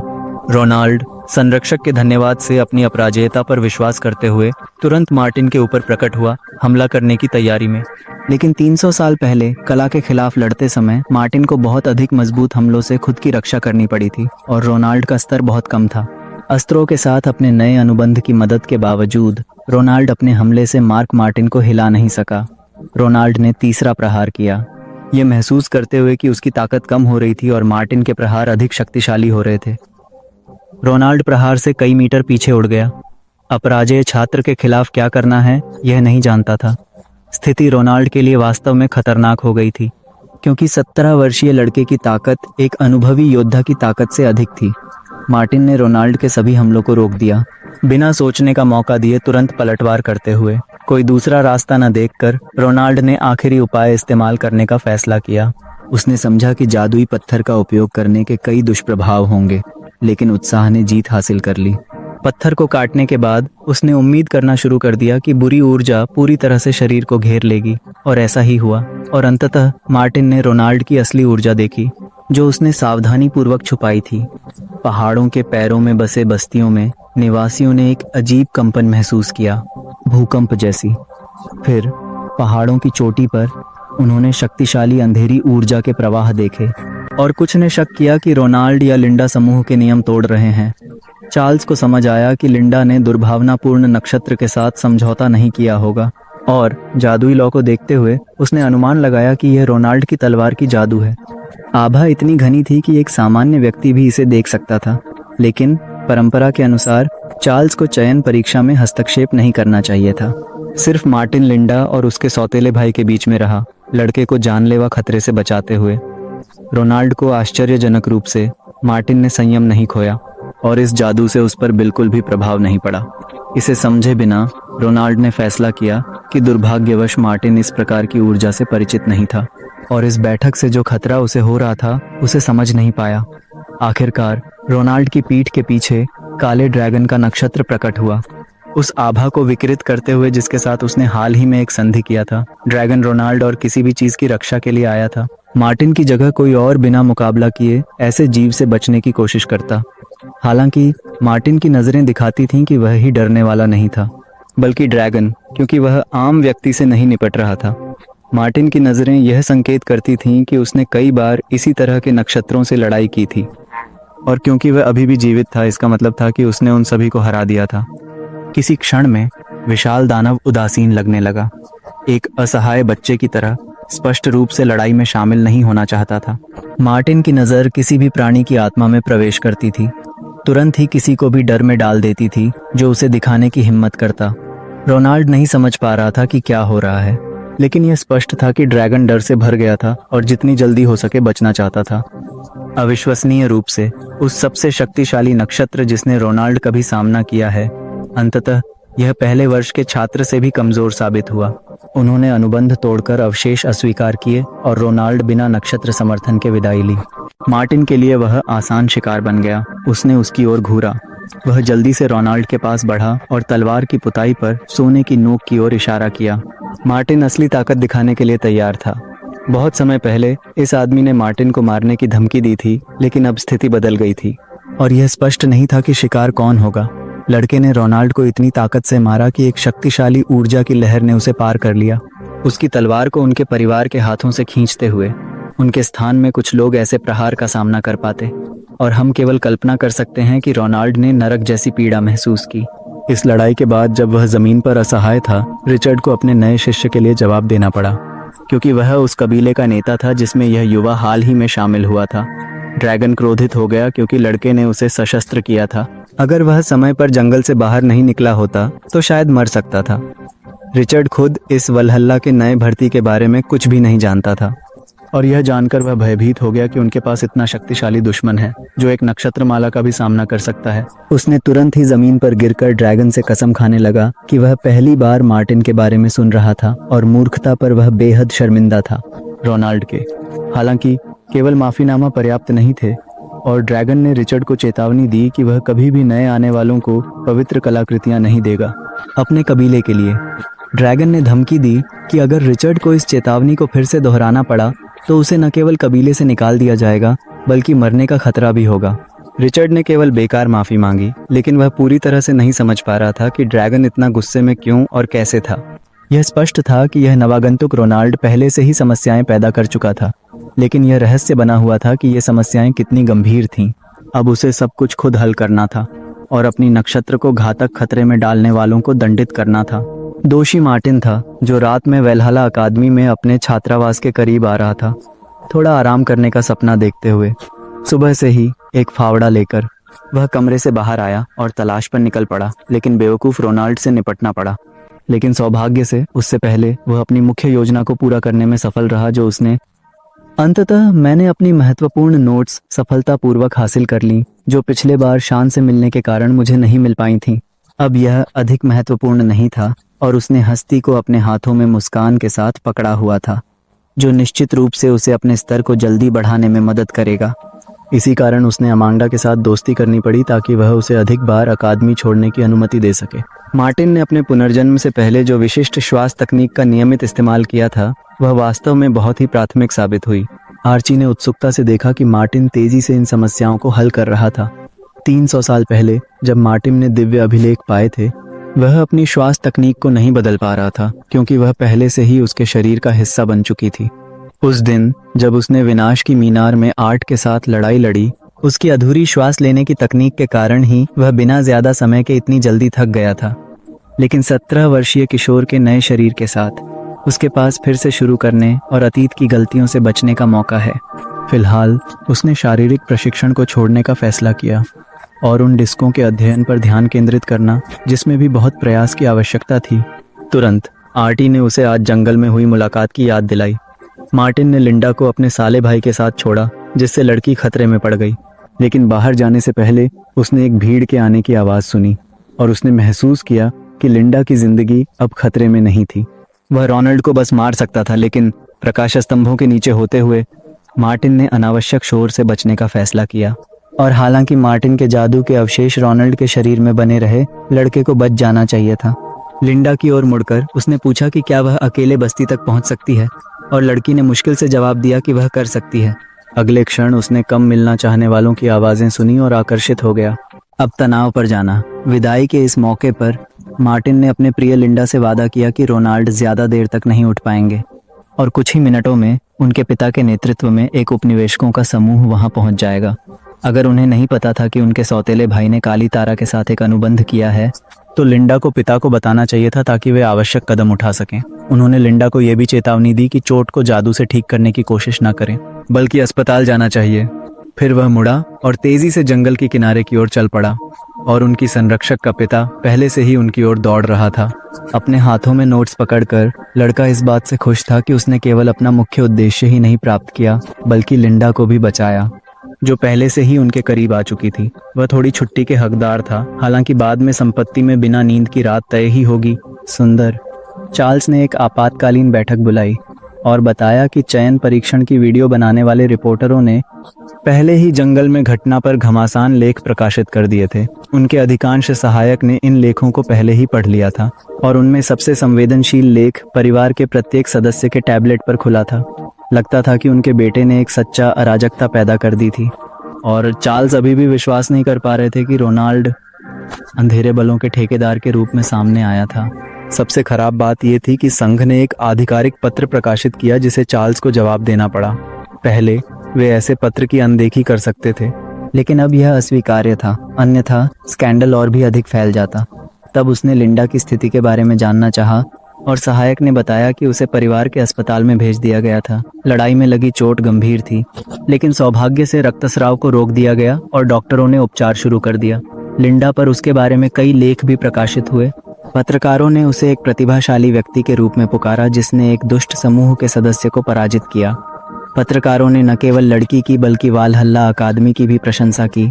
अपनी विद्यार्थी पर गर्व महसूस करते हुए चार्ल्स को यह सुनकर अजीब लगा। आखिरकार लिंडा ने अपने परिवार के खिलाफ जाकर अब उसकी प्रशंसा की जा रही थी। सहायक ने घोषणा की कि चयन परीक्षण समाप्त हो चुका है और परिणामों के आधार पर लिंडा परिवार की मुखिया बन गई। ऐसे लेख उसे इस पद को संभालने में मदद करेंगे और परिवार में उसकी स्थिति को मजबूत करेंगे। कुल मिलाकर यह अच्छा था कि लिंडा के पास विरासत प्राप्त करने का एक वैध मौका था। हालांकि यह रहस्य बना रहा कि उसने कैसे जीत हासिल की। जब चार्ल्स लिंडा के पास दौड़े तो उन्होंने सामने कुछ देखा जिसे वह कभी नहीं सोचे थे। सबसे बुरा सपना। लड़ाई की शुरुआत में ही गंभीर रूप से घायल हो जाने के बावजूद लड़की ने अपने सौतेले भाई को हराने में कामयाबी हासिल की, जिसके पास काली जादू थी। वह विश्वास नहीं कर पा रहा था। 10 मिनट पहले पहाड़ों पर एक शक्तिशाली जादुई उत्सर्जन को अपनी ही आंखों से देखने के बावजूद पहले बातचीत करने का कभी समय नहीं था, लेकिन अब दो मददगार सहायक तुरंत लिंडा के पास दौड़े आया उसे उठने में सक्रिय रूप से मदद कर रहे थे। चार्ल्स, अभी भी अविश्वासी, को मानना पड़ा कि नवागंतुक ने उसकी बेटी के विकास पर गंभीर प्रभाव डाला। वह लड़का जिसने हाल ही में गिल्ड से आने वाले प्रस्तावों को ठुकराया था, अंततः वह एक सच्चे मार्शल आर्ट मास्टर के रूप में सामने आया। अगले दिन सप्ताहांत के बाद मार्टिन ने अकादमी वलहल्ला की ओर दौड़ लगाई ताकि वह कक्षाएं मिस न करे। अपनी मेज पर बैठा उसने लिंडा को देखा, जो हाल ही में अस्पताल में थी लेकिन अब पूरी तरह से स्वस्थ दिख रही थी। लड़की ने दोस्ताना तरीके से उसका हाथ हिलाया और उसकी नज़र ने न केवल सम्मान दिखाया बल्कि वह प्यार भी दिखाया जिसे वह स्वीकार करना नहीं चाहती थी अपने लिए। उस पल में दो छात्र मार्टिन के पीछे से गुजर रहे थे। उनमें से एक ने फैसला किया कि लिंडा उसकी ओर हाथ हिला रही थी, जबकि उसका दोस्त इसके बिल्कुल विपरीत था। अपनी लंबे समय तक चली हुई खोज के बाद घर लौटने पर मार्टिन ने तुरंत उसे मिले महत्वपूर्ण दस्तावेजों वाले रिकॉर्ड खोल दिए और उसने नए शरीर में जादुई शक्ति पुनर्निर्मित की ताकि वह अपने मन को बेहतर नियंत्रित कर सके। उस पल उसे लिंडा से अपने फोन पे एक संदेश मिला जिसमें लिखा था कि वह प्रशिक्षण में शामिल नहीं हो पाएगी क्योंकि एक चिकित्सा आदेश, और अब अपने अपने मामलों में व्यस्त उसने लड़के से खुद अभ्यास करने या सिर्फ आराम करने को कहा। और फिर उसे बहुत सारी इमोटिकॉन भेजते हुए उसने अपने बच्चों के बेवकूफ़ी वाले आदतों के साथ एक बार फिर मेंटर को परेशान किया। अचानक आर्टी उसके मन में आया। ह्यू को याद आया कि उसने मार्टिन को कुछ महत्वपूर्ण खबरें बताना भूल गया था।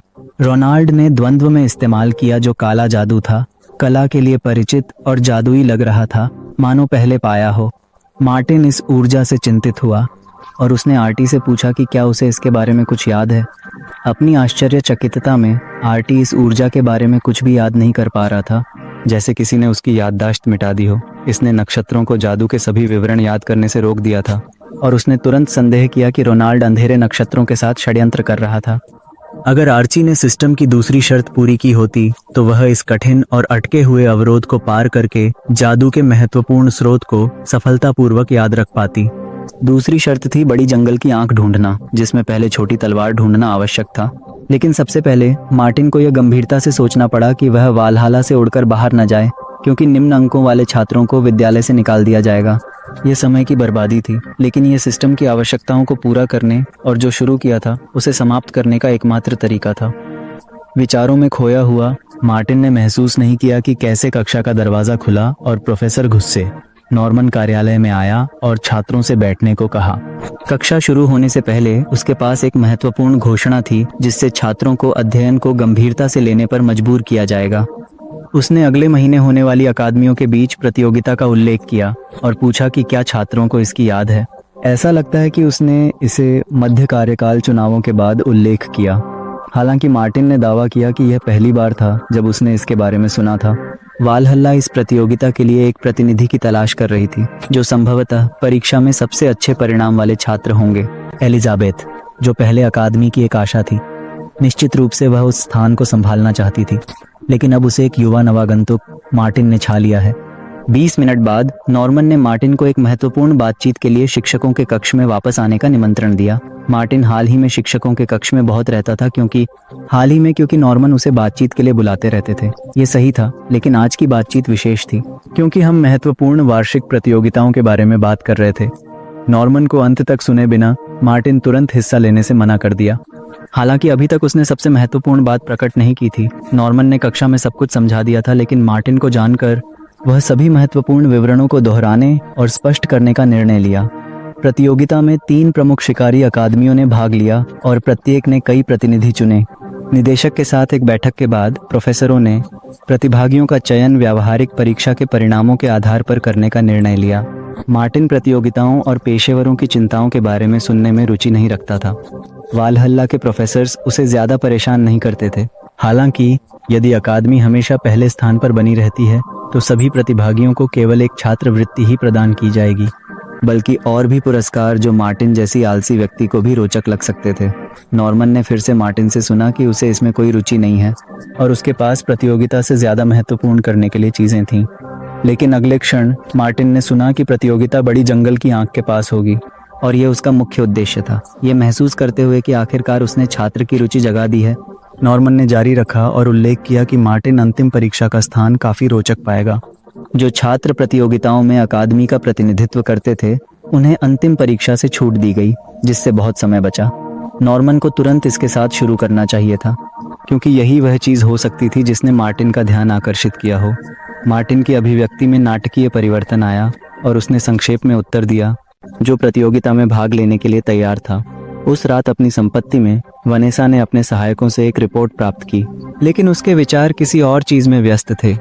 अपने कार्यालय में वह नौकरों से तैयारियों की प्रगति पर एक प्रतिक्रिया की प्रतीक्षा कर रही थी और उनमें से एक रिपोर्ट प्रदान करने वाला था। एक अभिवादन के साथ उसने तुरंत जवाब दिया कि सब कुछ ठीक चल रहा है और कि उस युवती को चिंता करने के लिए कुछ नहीं था।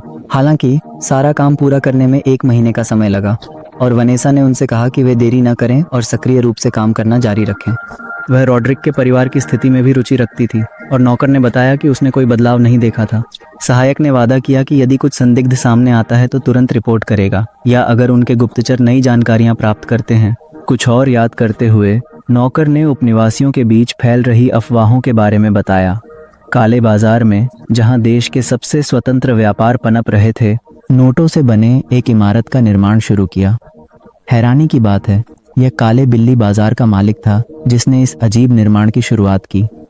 स्पष्ट नहीं था कि इस आदमी का मन में क्या था और किसने उसे पैसे से एक इमारत बनाने की सलाह दी, जिसने तुरंत अनावश्यक ध्यान आकर्षित किया। वास्तव में काले बिल्ली ने करीब से देख रहे काले बाजार के 7वें क्षेत्र में एक बड़े पैमाने पर निर्माण परियोजना चल रही थी। अपने कार्यालय की खिड़की से इमारत की अंतिम मंजिल पर उसने सोचा कि वह अपनी ग्रह नक्षत्र की किसी भी मांग को पूरा करने के लिए तैयार है। लेकिन रक्षक ने पैसे से एक इमारत बनाने का क्यों कहा? यह वास्तव में उसकी ग्रह नक्षत्र का दूसरा मनमौजी आचरण हो सकता है। काले बिल्ली की रक्षिका एक लड़की थी जिसने कहा कि पैसों से बनाई गई घर एक महत्वपूर्ण व्यक्ति के लिए उपहार थी। फिर वनेसा ने अपने सवाल का जवाब प्राप्त किया, क्योंकि काले बिल्ली को अपने स्वयं के ट्रेनर द्वारा पैसे की इमारत बनाने के लिए प्रेरित किया गया था। दोमुखी शासक ने घोषणा में बताया कि यह बाजार के पास स्थित एक व्यक्ति के लिए उपहार था। काले बिल्ली को यह नहीं समझ आया कि वे किसकी बात कर रहे थे, लेकिन लड़की के साथ बहस करना व्यर्थ था और उसने उसके आदेश का पालन करने का निर्णय लिया। अचानक उसने पूछा कि क्या ब्लैक कैट ने उस आदमी को ढूंढ लिया है जिसने हाल ही में एक प्रसिद्ध दुकानदार को अंगूठी बेची थी। काले बाजार के मालिक को उस व्यक्ति की केवल कुछ चेहरे की विशेषताएं याद थीं, उसकी आवाज और कपड़े। ब्लैक कैट के पास उस दिन की संपर्क जानकारी तक अभी भी पहुंच थी और उसने ढूंढने के लिए जो कुछ कर सकी किया। अजनबी ढूंढने के लिए रक्षक के कई समान संदेशों से यह स्पष्ट हुआ कि वह और इंतजार नहीं कर सकती थी, इसलिए उसने तुरंत खोज शुरू करने का आदेश दिया। सर्वश्रेष्ठ लोगों को आकर्षित करना। वालहल्ला के कर्मचारियों के कक्ष में सभी अपने अपने काम में व्यस्त थे और केवल नॉर्मन सारा दिन तनाव में था। आपका मित्र मॉरिस उसके पास आया और उससे पूछा कि क्या उसने प्रतियोगिता के प्रतिभागियों का चयन कर लिया है। नॉर्मन ये कर रहा था और उसने अपने साथी को तैयार की गई सूची पर एक नज़र डालने का सुझाव दिया। सूची में सभी छात्र एक को छोड़कर नॉर्मन के शिष्य थे और मॉरिस हैरान था कि उसने मार्टिन को मनाने में सफलता प्राप्त की। शुरू में मार्टिन सहमत नहीं होना चाहता था और बहुत अधिक राजीकरण के बाद ही नॉर्मन ने जो चाहा वह प्राप्त किया। जैसे ही नॉर्मन ने बड़ी जंगल की आंख का उल्लेख किया, प्रतियोगिता के स्थल के पास स्थित होने से मार्टिन ने तुरंत मन बदल लिया और सहमत हो गया। यह नहीं पता कि किसने इस व्यक्ति को बड़ी जंगल की आंख की ओर आकर्षित किया, लेकिन संभवतः उसे वास्तव में ये क्या है इसकी कोई जानकारी नहीं थी। मॉरिस को मार्टिन की बातचीत कक्ष में प्रवेश करने की अधीरता अच्छी तरह याद थी। अकादमी के तहखाने में नक्षत्रों की, और इससे तुरंत उसकी शंकाएं जाग गईं। लड़ाई के प्रशिक्षक ने अप्रोग्राम्ड प्रशिक्षण सत्र आयोजित करने का निर्णय लिया, क्योंकि उन्हें लगा कि लड़का अकादमी का उपयोग केवल अपने ही पाने के लिए कर रहा है। इसके बाद वह कक्ष में गया ताकि वह उन 5 छात्रों को देख सके जिन्हें नॉर्मन ने अगले प्रतियोगिता में भाग लेने के लिए चुना था। लड़के बहुत समय से कक्षा में इंतजार कर रहे थे कि शिक्षक प्रतियोगिता की मूल भावना को समझाएं, क्योंकि उन्हें वालहल्ला का प्रतिनिधित्व करना था और उनकी रक्षा करनी थी। सम्मान। सौभाग्य से इंतजार कम था, क्योंकि शीघ्र ही कार्यालय का दरवाजा खुला और मॉरिस फर्श पर दिखाई दिया, अपने छात्रों से मिलने के लिए तैयार। धीरे धीरे कार्यालय में प्रवेश करते हुए उसने उपस्थित लोगों को देखा, यह सुनिश्चित करते हुए कि सभी अपनी जगहों पर थे और कोई देर नहीं कर रहा था। लड़कों से संबोधित करते हुए उसने उनकी भागीदारी को स्वीकार करने पर अपनी खुशी व्यक्त की। यह भी उल्लेख किया कि टूर्नामेंट के बाद उन्हें सुखद बोनस प्राप्त होंगे। मुलाकात का कारण एक बिना पूर्व निर्धारित प्रशिक्षण सत्र था, जिसे उन्हें इंटर कॉलेज टूर्नामेंट से पहले पूरा करना था। उन्हें 3 कार्य पूरे करने थे। जिसके परिणामों के आधार पर मॉरिस व्यक्तिगत स्तर पर प्रत्येक व्यक्ति की ताकत की पहचान करेगा ताकि उस पर और अधिक काम किया जा सके। पहला कार्य प्रतिभागियों के बीच एक द्वंद्व था, जो एक प्रवेश परीक्षा थी जिसे इन लड़कों ने बहुत समय पहले पास किया था। दूसरा, यह विभिन्न अकादमियों के प्रतिनिधियों के बीच एक टीम मुकाबला था, जहां ये 5 वलहल्ला का प्रतिनिधित्व करेंगे। चूंकि सभी 3 टीमें एक साथ लड़ेंगी, इस कार्य को सफलतापूर्वक पूरा करने के लिए मुख्य मानदंड होगा कि व्यक्ति की स्थिति को तेजी से संभालने की क्षमता होनी चाहिए। यह सीधे बड़ी जंगल की आंख से संबंधित था, जिसके लिए मार्टिन ने इस साहसिक कार्य से सहमति दी। इन 5 का अंतिम परीक्षा स्थगित होने के कारण मॉरिस उन्हें और जानकारी नहीं दे सका।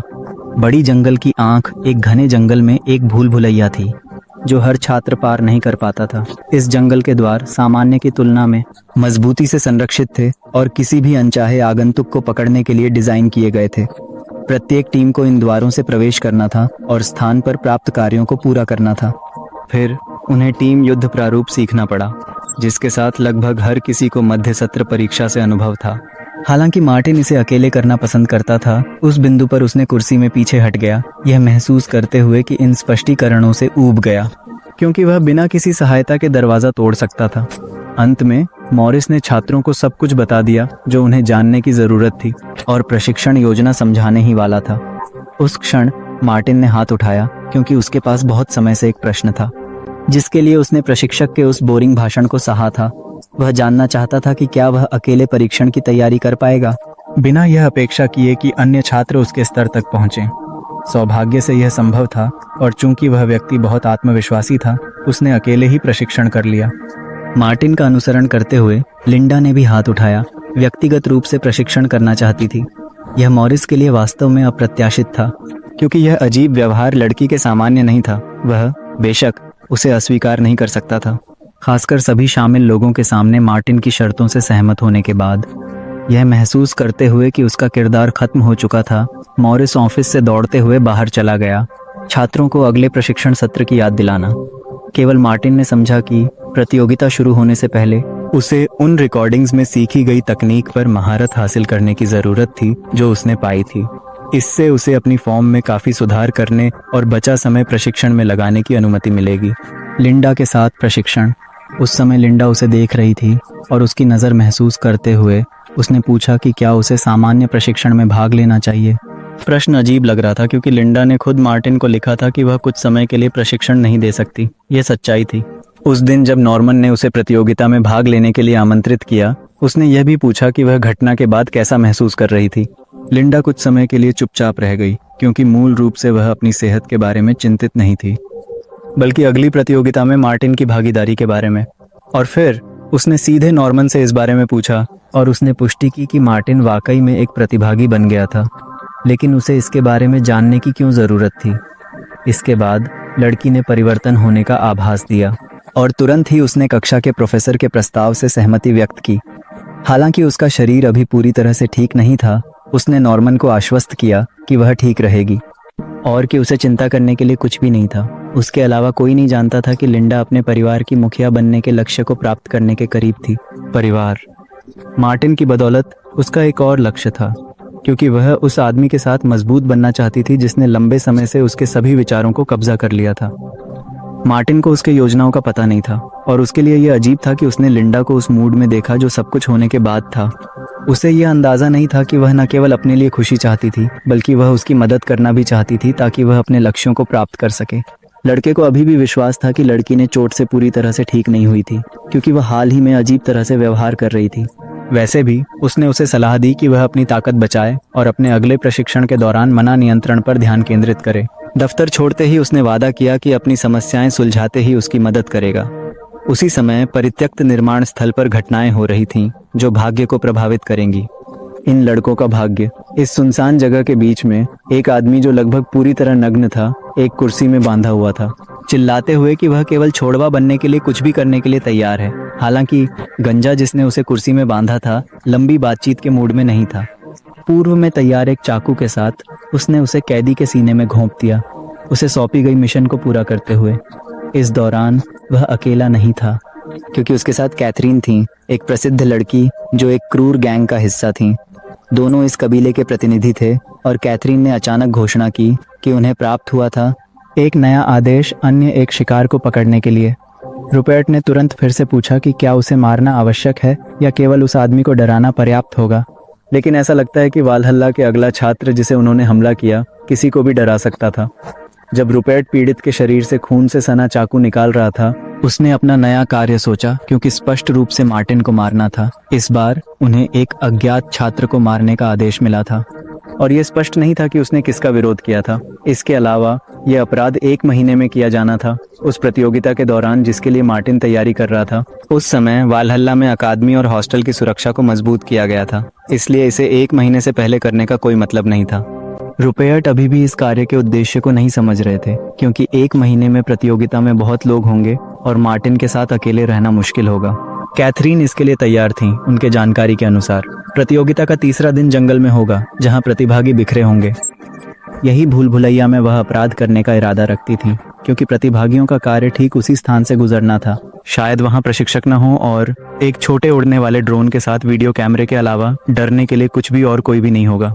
यह स्पष्ट है कि भूल भुलैया के प्रवेश पर सुरक्षा होगी, लेकिन आप इसका सामना तभी कर पाएंगे अगर संरक्षक घुसपैठियों को महसूस करें। यह कोई खेल का मिशन नहीं था, बल्कि एक बहुत ही जोखिम भरा मिशन था। लेकिन ऊंची कीमत के कारण 2 साहसी मार्टिन को खत्म करने के लिए कुछ भी करने के लिए तैयार थे। लगभग 1 महीने बाद अकादमियों के बीच प्रतियोगिता की पूर्व संध्या पर स्टेडियम की बेंचों पर बैठे रॉड्रिक अभी भी बदला लेने के बारे में सोच रहे थे। लड़के ने हाल की घटनाओं को याद किया और इससे भी महत्वपूर्ण अपने पिता के साथ हाल की टेलीफोन चर्चा। वालहल्ला में अपने कमरे में रहते समय उसने देर नहीं करने का फैसला किया और कुछ विवरण स्पष्ट करने के लिए अपने पिता को कॉल किया। एडन से बात करते हुए उसने जल्दी में उसे सूचित किया कि उसने पहले ही पैसा प्राप्त कर लिया था और ये खबर शुरू में उसे खुश कर गई।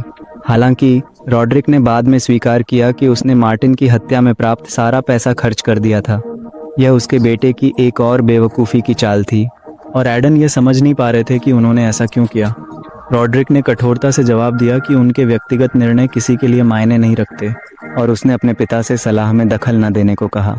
इस बार उसने खुद से कार्य करने का फैसला किया और इसलिए उसने प्रसिद्ध जानकारों को किराए पर रखा। यह कुख्यात हत्यारियों का समूह है। सीनोस केवल 3 लोगों से बना एक संगठन था। अपनी क्रूरता के लिए व्यापक रूप से प्रसिद्ध हुआ था। उसने कई बस्तियों में आतंक और भय फैलाया। एडन सिर्फ यह चाहता था कि उसका बेटा अनावश्यक ध्यान आकर्षित न करे और कहीं भी न देखा जाए। रॉड्रिक अच्छी तरह से जानता था कि कैथरीन और रूपर्ट प्रतियोगिता के दौरान अपनी चाल चलेंगे। वह केवल अपने दुश्मन को व्यक्तिगत रूप से मरते देखना चाहता था। हालांकि उसे अपने पिता के निर्देश याद थे कि सार्वजनिक रूप से प्रकट न हो, ताकि पत्रकारों द्वारा न पकड़ा जाए और किसी अन्य समाचार पत्र के लेख में न आकर समाप्त न हो। यह महसूस करते हुए वह कुर्सी से उछल पड़ा और अपने सहायक को उसका अनुसरण करने का आदेश दिया, क्योंकि दिन का मुख्य काम पहले ही हो चुका था। इसी बीच विभिन्न प्रतिस्पर्धाओं के सफल आयोजन के पूर्ण जिम्मेदार व्यक्ति मैदान के बीचों बीच मंच पर प्रकट हुए। उस आदमी का नाम हैरी था। वालहल्ला एकेडमी के प्रतिनिधि ने दर्शकों का गर्मजोशी से स्वागत किया। 3 में से प्रत्येक प्रतिभागी टीम के प्रशंसक। उसने अपने भाषण की शुरुआत प्रत्येक अकादमी के सदस्यों के छात्रों के लिए एक उबाऊ परिचय से की, जिसे सभी पहले से ही बहुत अच्छी तरह जानते थे। अपना उद्घाटन भाषण समाप्त करने के बाद उसने घोषणा की कि प्रतियोगिता 3 दिन तक चलेगी और आज व्यक्तिगत स्पैरिंग होगी। प्रत्येक अकादमी के प्रतिनिधियों ने अपनी प्रतीक्षा कक्षों में वापस लौटना पड़ा और मैच के परिणामों की घोषणा का धैर्यपूर्वक इंतजार करना पड़ा। मॉरिस, जो स्पष्ट रूप से वालहल्ला के समर्थक थे, वे घटनाओं को नजदीक से देख रहे थे। एक पुराने मित्र जैक, 3 टीमों में से एक के मुख्य प्रशिक्षक और आज मॉरिस के प्रतिद्वंदी, दूर से उसे हाथ हिलाया। उसे देखकर खुश हुआ और हमेशा की तरह मजाक किया कि जैक जवान थे। एक ही समय में मॉरिस ने यह कहा कि हालांकि जैक एक प्रतिभाशाली प्रशिक्षक थे, वालहल्ला हमेशा इन प्रतियोगिताओं में पहले स्थान पर रहता था। भले ही यह सच हो, जैक ने ईमानदारी से विश्वास किया कि उनकी टीम उस वर्ष के चैंपियनशिप को जीतेगी, उस वर्ष का चैंपियनशिप। इसके अलावा इस वर्ष उनकी टीम में सबसे अच्छा योद्धा था जिन्हें सभी प्रशिक्षक जानते थे। युवावस्था में भी एक मजबूत योद्धा था जिसे विनाशक कहा जाता था और आज उसका बेटा जैक की टीम में प्रतिस्पर्धा करता है। मॉरिस को इस खबर से दंग रहना पड़ा कि लॉगन, विनाशक के पुत्र, जैक द्वारा पढ़ाई कर रहे थे अकादमी में। फिर अपनी बातों की पुष्टि करने के लिए उसने उसी व्यक्ति की ओर इशारा किया जो प्रसिद्ध योद्धा का बेटा था। मॉरिस यह देखने के लिए उत्सुक था कि यह आदमी क्या कर सकता है और वह मार्टिन के खिलाफ कौन से चालें इस्तेमाल कर सकता है। जैक ने जवाब दिया कि मार्टिन केवल एक कमजोर था लोगन की तुलना में और उसकी चालें यहाँ काम नहीं आएंगी। लोगन ने पहले ही अपने पिता की संघ के साथ एक अनुबंध पर हस्ताक्षर कर लिए थे और इसलिए जैक को भरोसा था कि उनकी टीम विजेता बनेगी। कहा जा सकता है कि लोगन अपने पिता के जैसे वही विनाशकारी शैली का उपयोग करते हैं जो उनके पिता युवावस्था में करते थे, हालांकि उतनी महारत से नहीं। फिर भी जैक ने सुना था कि वालहल्ला में नए आए लोग मजाक के लिए नहीं होते थे, विशेष रूप से मार्टिन, जिसे लड़ाई में अत्यधिक सावधानी की आवश्यकता थी। दरअसल मार्टिन ने हाल ही में रोनाल्ड को पराजित किया था, जिसने एक दुष्ट नक्षत्र मंडल के साथ अनुबंध किया था, कुछ ऐसा जिसे पहले किसी पहले वर्ष के छात्र ने उससे पहले सफल नहीं हुआ था। इसके अलावा मार्टिन की टीम की लड़की लिंडा को भी एक प्रतिभा माना जाता था और जैक ने सुना था कि वे साथ में अच्छे से काम करते थे। इस बात को कहते हुए जैक ने अपने दोस्त की प्रतिक्रिया की प्रतीक्षा की, लेकिन मॉरिस हमेशा चुप ही रहा। मॉरिस ने फिर शांतिपूर्वक जवाब दिया कि जैक बाद में सब कुछ समझ जाएगा जब वह देखेगा कि मार्टिन क्या कर सकता है। उस समय हैरी फिर से मंच पर चढ़े और प्रतिभागियों से बात की, आज की प्रतियोगिता के नियमों की व्याख्या करते हुए। मुख्य नियम यह था कि यदि किसी प्रतिभागी के हथियार ने घटक बिंदुओं को हिट किया तो सिस्टम घातक प्रहार करने की अनुमति नहीं देगा। साथ ही पूरी ताकत से लड़ना संभव था, क्योंकि सिस्टम दर्दनाक भावनाओं को ज्यादा तीव्र नहीं विद्युत झटकों से बदल देता था। तैयारी के समय मार्टिन नहीं समझ पाता था कि रक्षा प्रणाली इतनी चतुराई से क्यों अपनाई जाती है और इस कारण से प्रतिभागियों के लिए उनका काम करना बहुत ही आसान हो जाता था। मार्क के पहले विरोधी लोगन की नज़र से यह स्पष्ट हो गया। मार्टिन ने कहा कि उसे फर्क नहीं पड़ता था कि यह एक वास्तविक लड़ाई है या एक प्रशिक्षण की मैच।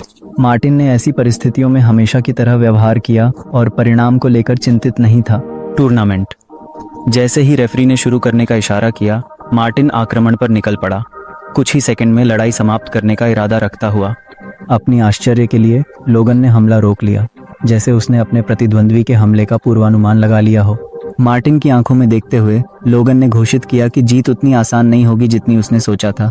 मुकाबले शुरू होने से पहले ही लोगन को यकीन था कि मार्टिन के बारे में सभी अफवाहें बढ़ा चढ़ाकर बताई गई थीं और अब उसे लगता था कि वास्तव में वह एक कमजोर व्यक्ति था। हालांकि उसे अभी भी मार्टिन की असली ताकत पता करने की जरूरत थी, जिसे वह उजागर करने में जल्दबाजी नहीं कर रहा था। अपने रहस्य संरक्षित रखते हुए मार्टिन ने अंततः खुद को लोगन की अपेक्षा से भी अधिक साहसी साबित किया और अब नौसिखिए को एक सबक सिखाने का समय था। लोगन ने मार्टिन पर सीधे मुक्के से हमला किया, जो उसके पिता की कॉन्स्टेलेशन के मना से भरा हुआ था, यह विश्वास रखते हुए कि यह उनके द्वंद्व का आखिरी मुक्का होगा। मार्टिन ने मुस्कुराते हुए कहा कि अगर लोगन ऐसे ही प्राथमिक चालें जारी रखता है तो वह लड़ाई के बीच में मना खत्म होने का खतरा उठाता है। अचानक लोगन ने महसूस किया कि उसका हाथ पीछे की ओर मोड़ दिया जा रहा है, जैसे ऊर्जा का एक भंवर उसकी उंगलियों से कंधे तक दौड़ गया हो। प्रतिद्वंद्वी की उलझन को महसूस करते हुए मार्टिन ने बाएं हाथ से एक विनाशकारी प्रहार मारा, जिसके लिए लोगन पूरी तरह अप्रस्तुत था। प्रहार की ताकत ने लोगन को कई मीटर पीछे उड़ा दिया और उसने महसूस किया कि यह प्रहार सबसे मजबूत योद्धा के योग्य था। हाथ नहीं उठाए, मार्टिन ने अभी भी स्वीकार किया कि लोगन उससे थोड़ा अधिक मजबूत था जितना उसने सोचा था। हालांकि उससे निपटना खासा मुश्किल नहीं था। इस पूरे समय मॉरिस और जैक लड़ाई को ऊपर से देख रहे थे। वालहल्ला के पहले वर्ष के छात्र की चतुर चाल से आश्चर्यचकित होकर जैक बहुत हैरान रह गया। भले ही उसने ट्रेनिंग कालाबाउच में मार्टिन को लद्दहते देखा था, उसे उम्मीद नहीं थी कि वह प्रशिक्षण में इतना मजबूत होगा। उस समय मार्टिन अब जैसा निर्दयी नहीं था और एक पल के लिए जैक ने यह भी सोचा कि लोगन का जीवन संकट में है। लोगन हार नहीं मानने वाला था और अपनी आखिरी ताकत से उसने विनाश की क्षमता का उपयोग करने का फैसला किया। लोगन ने अपने हाथ में आग की ऊर्जा इकट्ठा की, मार्टिन पर एक दोहरी विनाशकारी प्रहार करने के लिए तैयार। प्रहार की दिशा का अनुमान लगाते हुए मार्टिन ने आसानी से लोगन के पहले प्रहार से बच दिया, यह महसूस करते हुए कि लड़ाई के प्रति उसका लापरवाह रवैया हार की ओर ले जा सकता है। मार्टिन ने अधिक गंभीरता से कार्य करने का फैसला किया। उसने पैर से प्रहार लौटाया, प्रसिद्ध योद्धा के बेटे के सीने में सटीक ठोकर मारी। लेकिन युद्ध की गर्मी में भी मार्टिन अपने बालों को लेकर चिंतित था। वह नहीं चाहता था कि उसके बाल इतने दयनीय प्रतिद्वंद्वी द्वारा बर्बाद हो जाएं। इस बीच लोगन घुटनों पर बारीकी से चोटें सहते हुए अपने अगले कदम के बारे में सोच रहा था।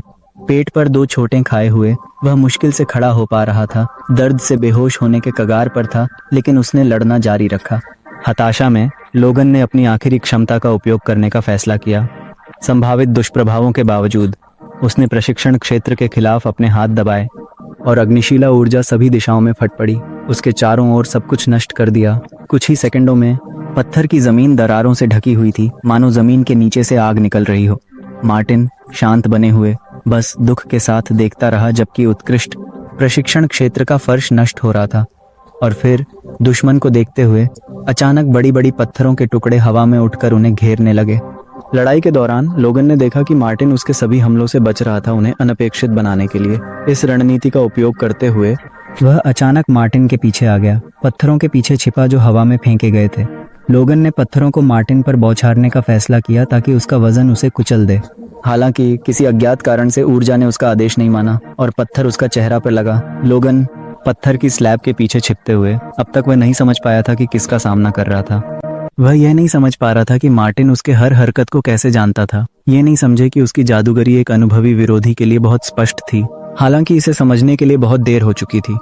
मार्टिन का मुक्का उसका लक्ष्य पर लगा, लड़ाई का परिणाम तय कर दिया। इस प्रहार से लोगन दीवार की ओर उड़ गया और उस पर मारते ही वह धीरे धीरे जमीन पर फिसल गया। जैक, जो लड़ाई देख रहा था, नहीं ऐसा परिणाम, और उसने आशा की कि मार्टिन ही पहला प्रहार उठाएगा। दूसरी ओर मार्टिन शांतिपूर्वक प्रशिक्षण क्षेत्र में चल रहा था, मानो उसने अभी किसी योद्धा नहीं बल्कि एक बच्चे को हरा दिया हो। लड़ाई के दौरान अपने हमले को विकसित करते हुए स्पष्ट रूप से सभी लड़ाइयों में वही रणनीति अपनाने की योजना बनाई, एक एक करके विरोधियों को नष्ट करते हुए। और ऐसा ही हुआ क्योंकि उसके सभी विरोधी जल्दी ही गहरे नॉकआउट में परिवर्तित हो गए। आखिरकार अंतिम युद्ध का समय आया और अपेक्षा के अनुसार मार्टिन की प्रतिद्वंद्वी सुंदर थी। दोनों फाइनलिस्ट्स वलहल्ला से थे, जो इस प्रतियोगिता के लिए असामान्य था। इसके अलावा अंतिम लड़ाई आयोजित करने के लिए कोई विशेष कारण नहीं था और इसे आयोजित करने का निर्णय स्वयं प्रतिभागियों के हाथ में था। लिंडा ने मार्टिन को जीत सौंपी हो सकती थी क्योंकि उसे छात्रवृत्ति की जरूरत नहीं थी, लेकिन मार्टिन ने अचानक घोषित किया कि उसे विजेता की परवाह नहीं है और वह अपने छात्र की दृढ़ता देखना चाहता था। स्टेडियम में पहले से प्रवेश कर चुके दर्शकों को शो से वंचित करना गलत होगा। उसने लिंडा से अनुरोध किया कि वह अपना सर्वश्रेष्ठ दे और सीखे हुए दिखाए। लिंडा की चोटों के कारण मार्टिन ने चेतावनी दी कि वह सामान्य स्तर पर लड़ेगा, लेकिन अरालुना के खिलाफ विशेष जादू नहीं करेगा। लड़की को लड़ाई के लिए तैयार देखकर उसने बिना किसी हिचक एक ही तेज शक्तिशाली वार मारा, जिसने द्वंद्व का परिणाम तय कर दिया। एक लड़के को एक लड़की से लड़ते देखना थोड़ा असुविधाजनक था, लेकिन ये केवल एक खेल टूर्नामेंट था जो होना ही था। यहाँ तक कि एलिजाबेथ ये विश्वास नहीं कर पा रही थी कि मार्टिन ऐसा करेगा, और जोसेफ, जो उसके बगल में खड़ा था, ने पहली बार एक लड़की को एक लड़के से लड़ते देखा। दरअसल मार्टिन ने अपनी सभी तकनीकों का उपयोग नहीं किया, बल्कि उसने लड़ाई को जल्दी समाप्त करने के लिए केवल एक का उपयोग किया। परिणाम स्पष्ट था और मार्टिन जीत गया। जो कई दर्शक और बाहर हुए प्रतिभागी पहले से ही आखिरी लड़ाई की शुरुआत से पहले ही अनुमान लगा रहे थे। इस बिंदु पर सामान्य रूप से आर्टी ने हस्तक्षेप किया, मार्टिन को उनकी यह वादा याद दिलाते हुए कि वे लिंडा की चोटों पर विचार करेंगे, लेकिन उन्होंने अपना वादा पूरा नहीं किया और लड़ाई को यथासंभव जल्दी समाप्त कर दिया। इसके अलावा लिंडा ने अपनी तलवार उसके पेट पर निशाना साधा और उसने गंभीर चोटों से बचने के लिए तलवार पर मुक्का मार दिया। विश्वास करना मुश्किल है, लेकिन मार्टिन का मंत्र भंडार बढ़ गया है और अब वह इसे आवश्यक स्तर पर अधिक समय तक बनाए रख सकेगा। लिंडा भी मजबूत हो गई, हालांकि आज की लड़ाई निश्चित रूप से उसकी हार के साथ समाप्त हो जानी चाहिए थी। उसी रात वापस वलहल्ला अकादमी में प्रतियोगी प्रशिक्षक के निर्देशों की प्रतीक्षा कर रहे थे। सभागार में सभी को इकट्ठा करने के बाद लड़कों का उत्कृष्ट परिणामों के लिए धन्यवाद किया गया और सभी के सुरक्षित रहने की खुशी व्यक्त की। टूर्नामेंट की सुरक्षा प्रणाली के कारण किसी को गंभीर रूप से चोट नहीं आई, लेकिन मॉरिस ने उन्हें स्वास्थ्य संबंधी चेकअप के लिए नर्सिंग पेशे में जाने की सलाह दी।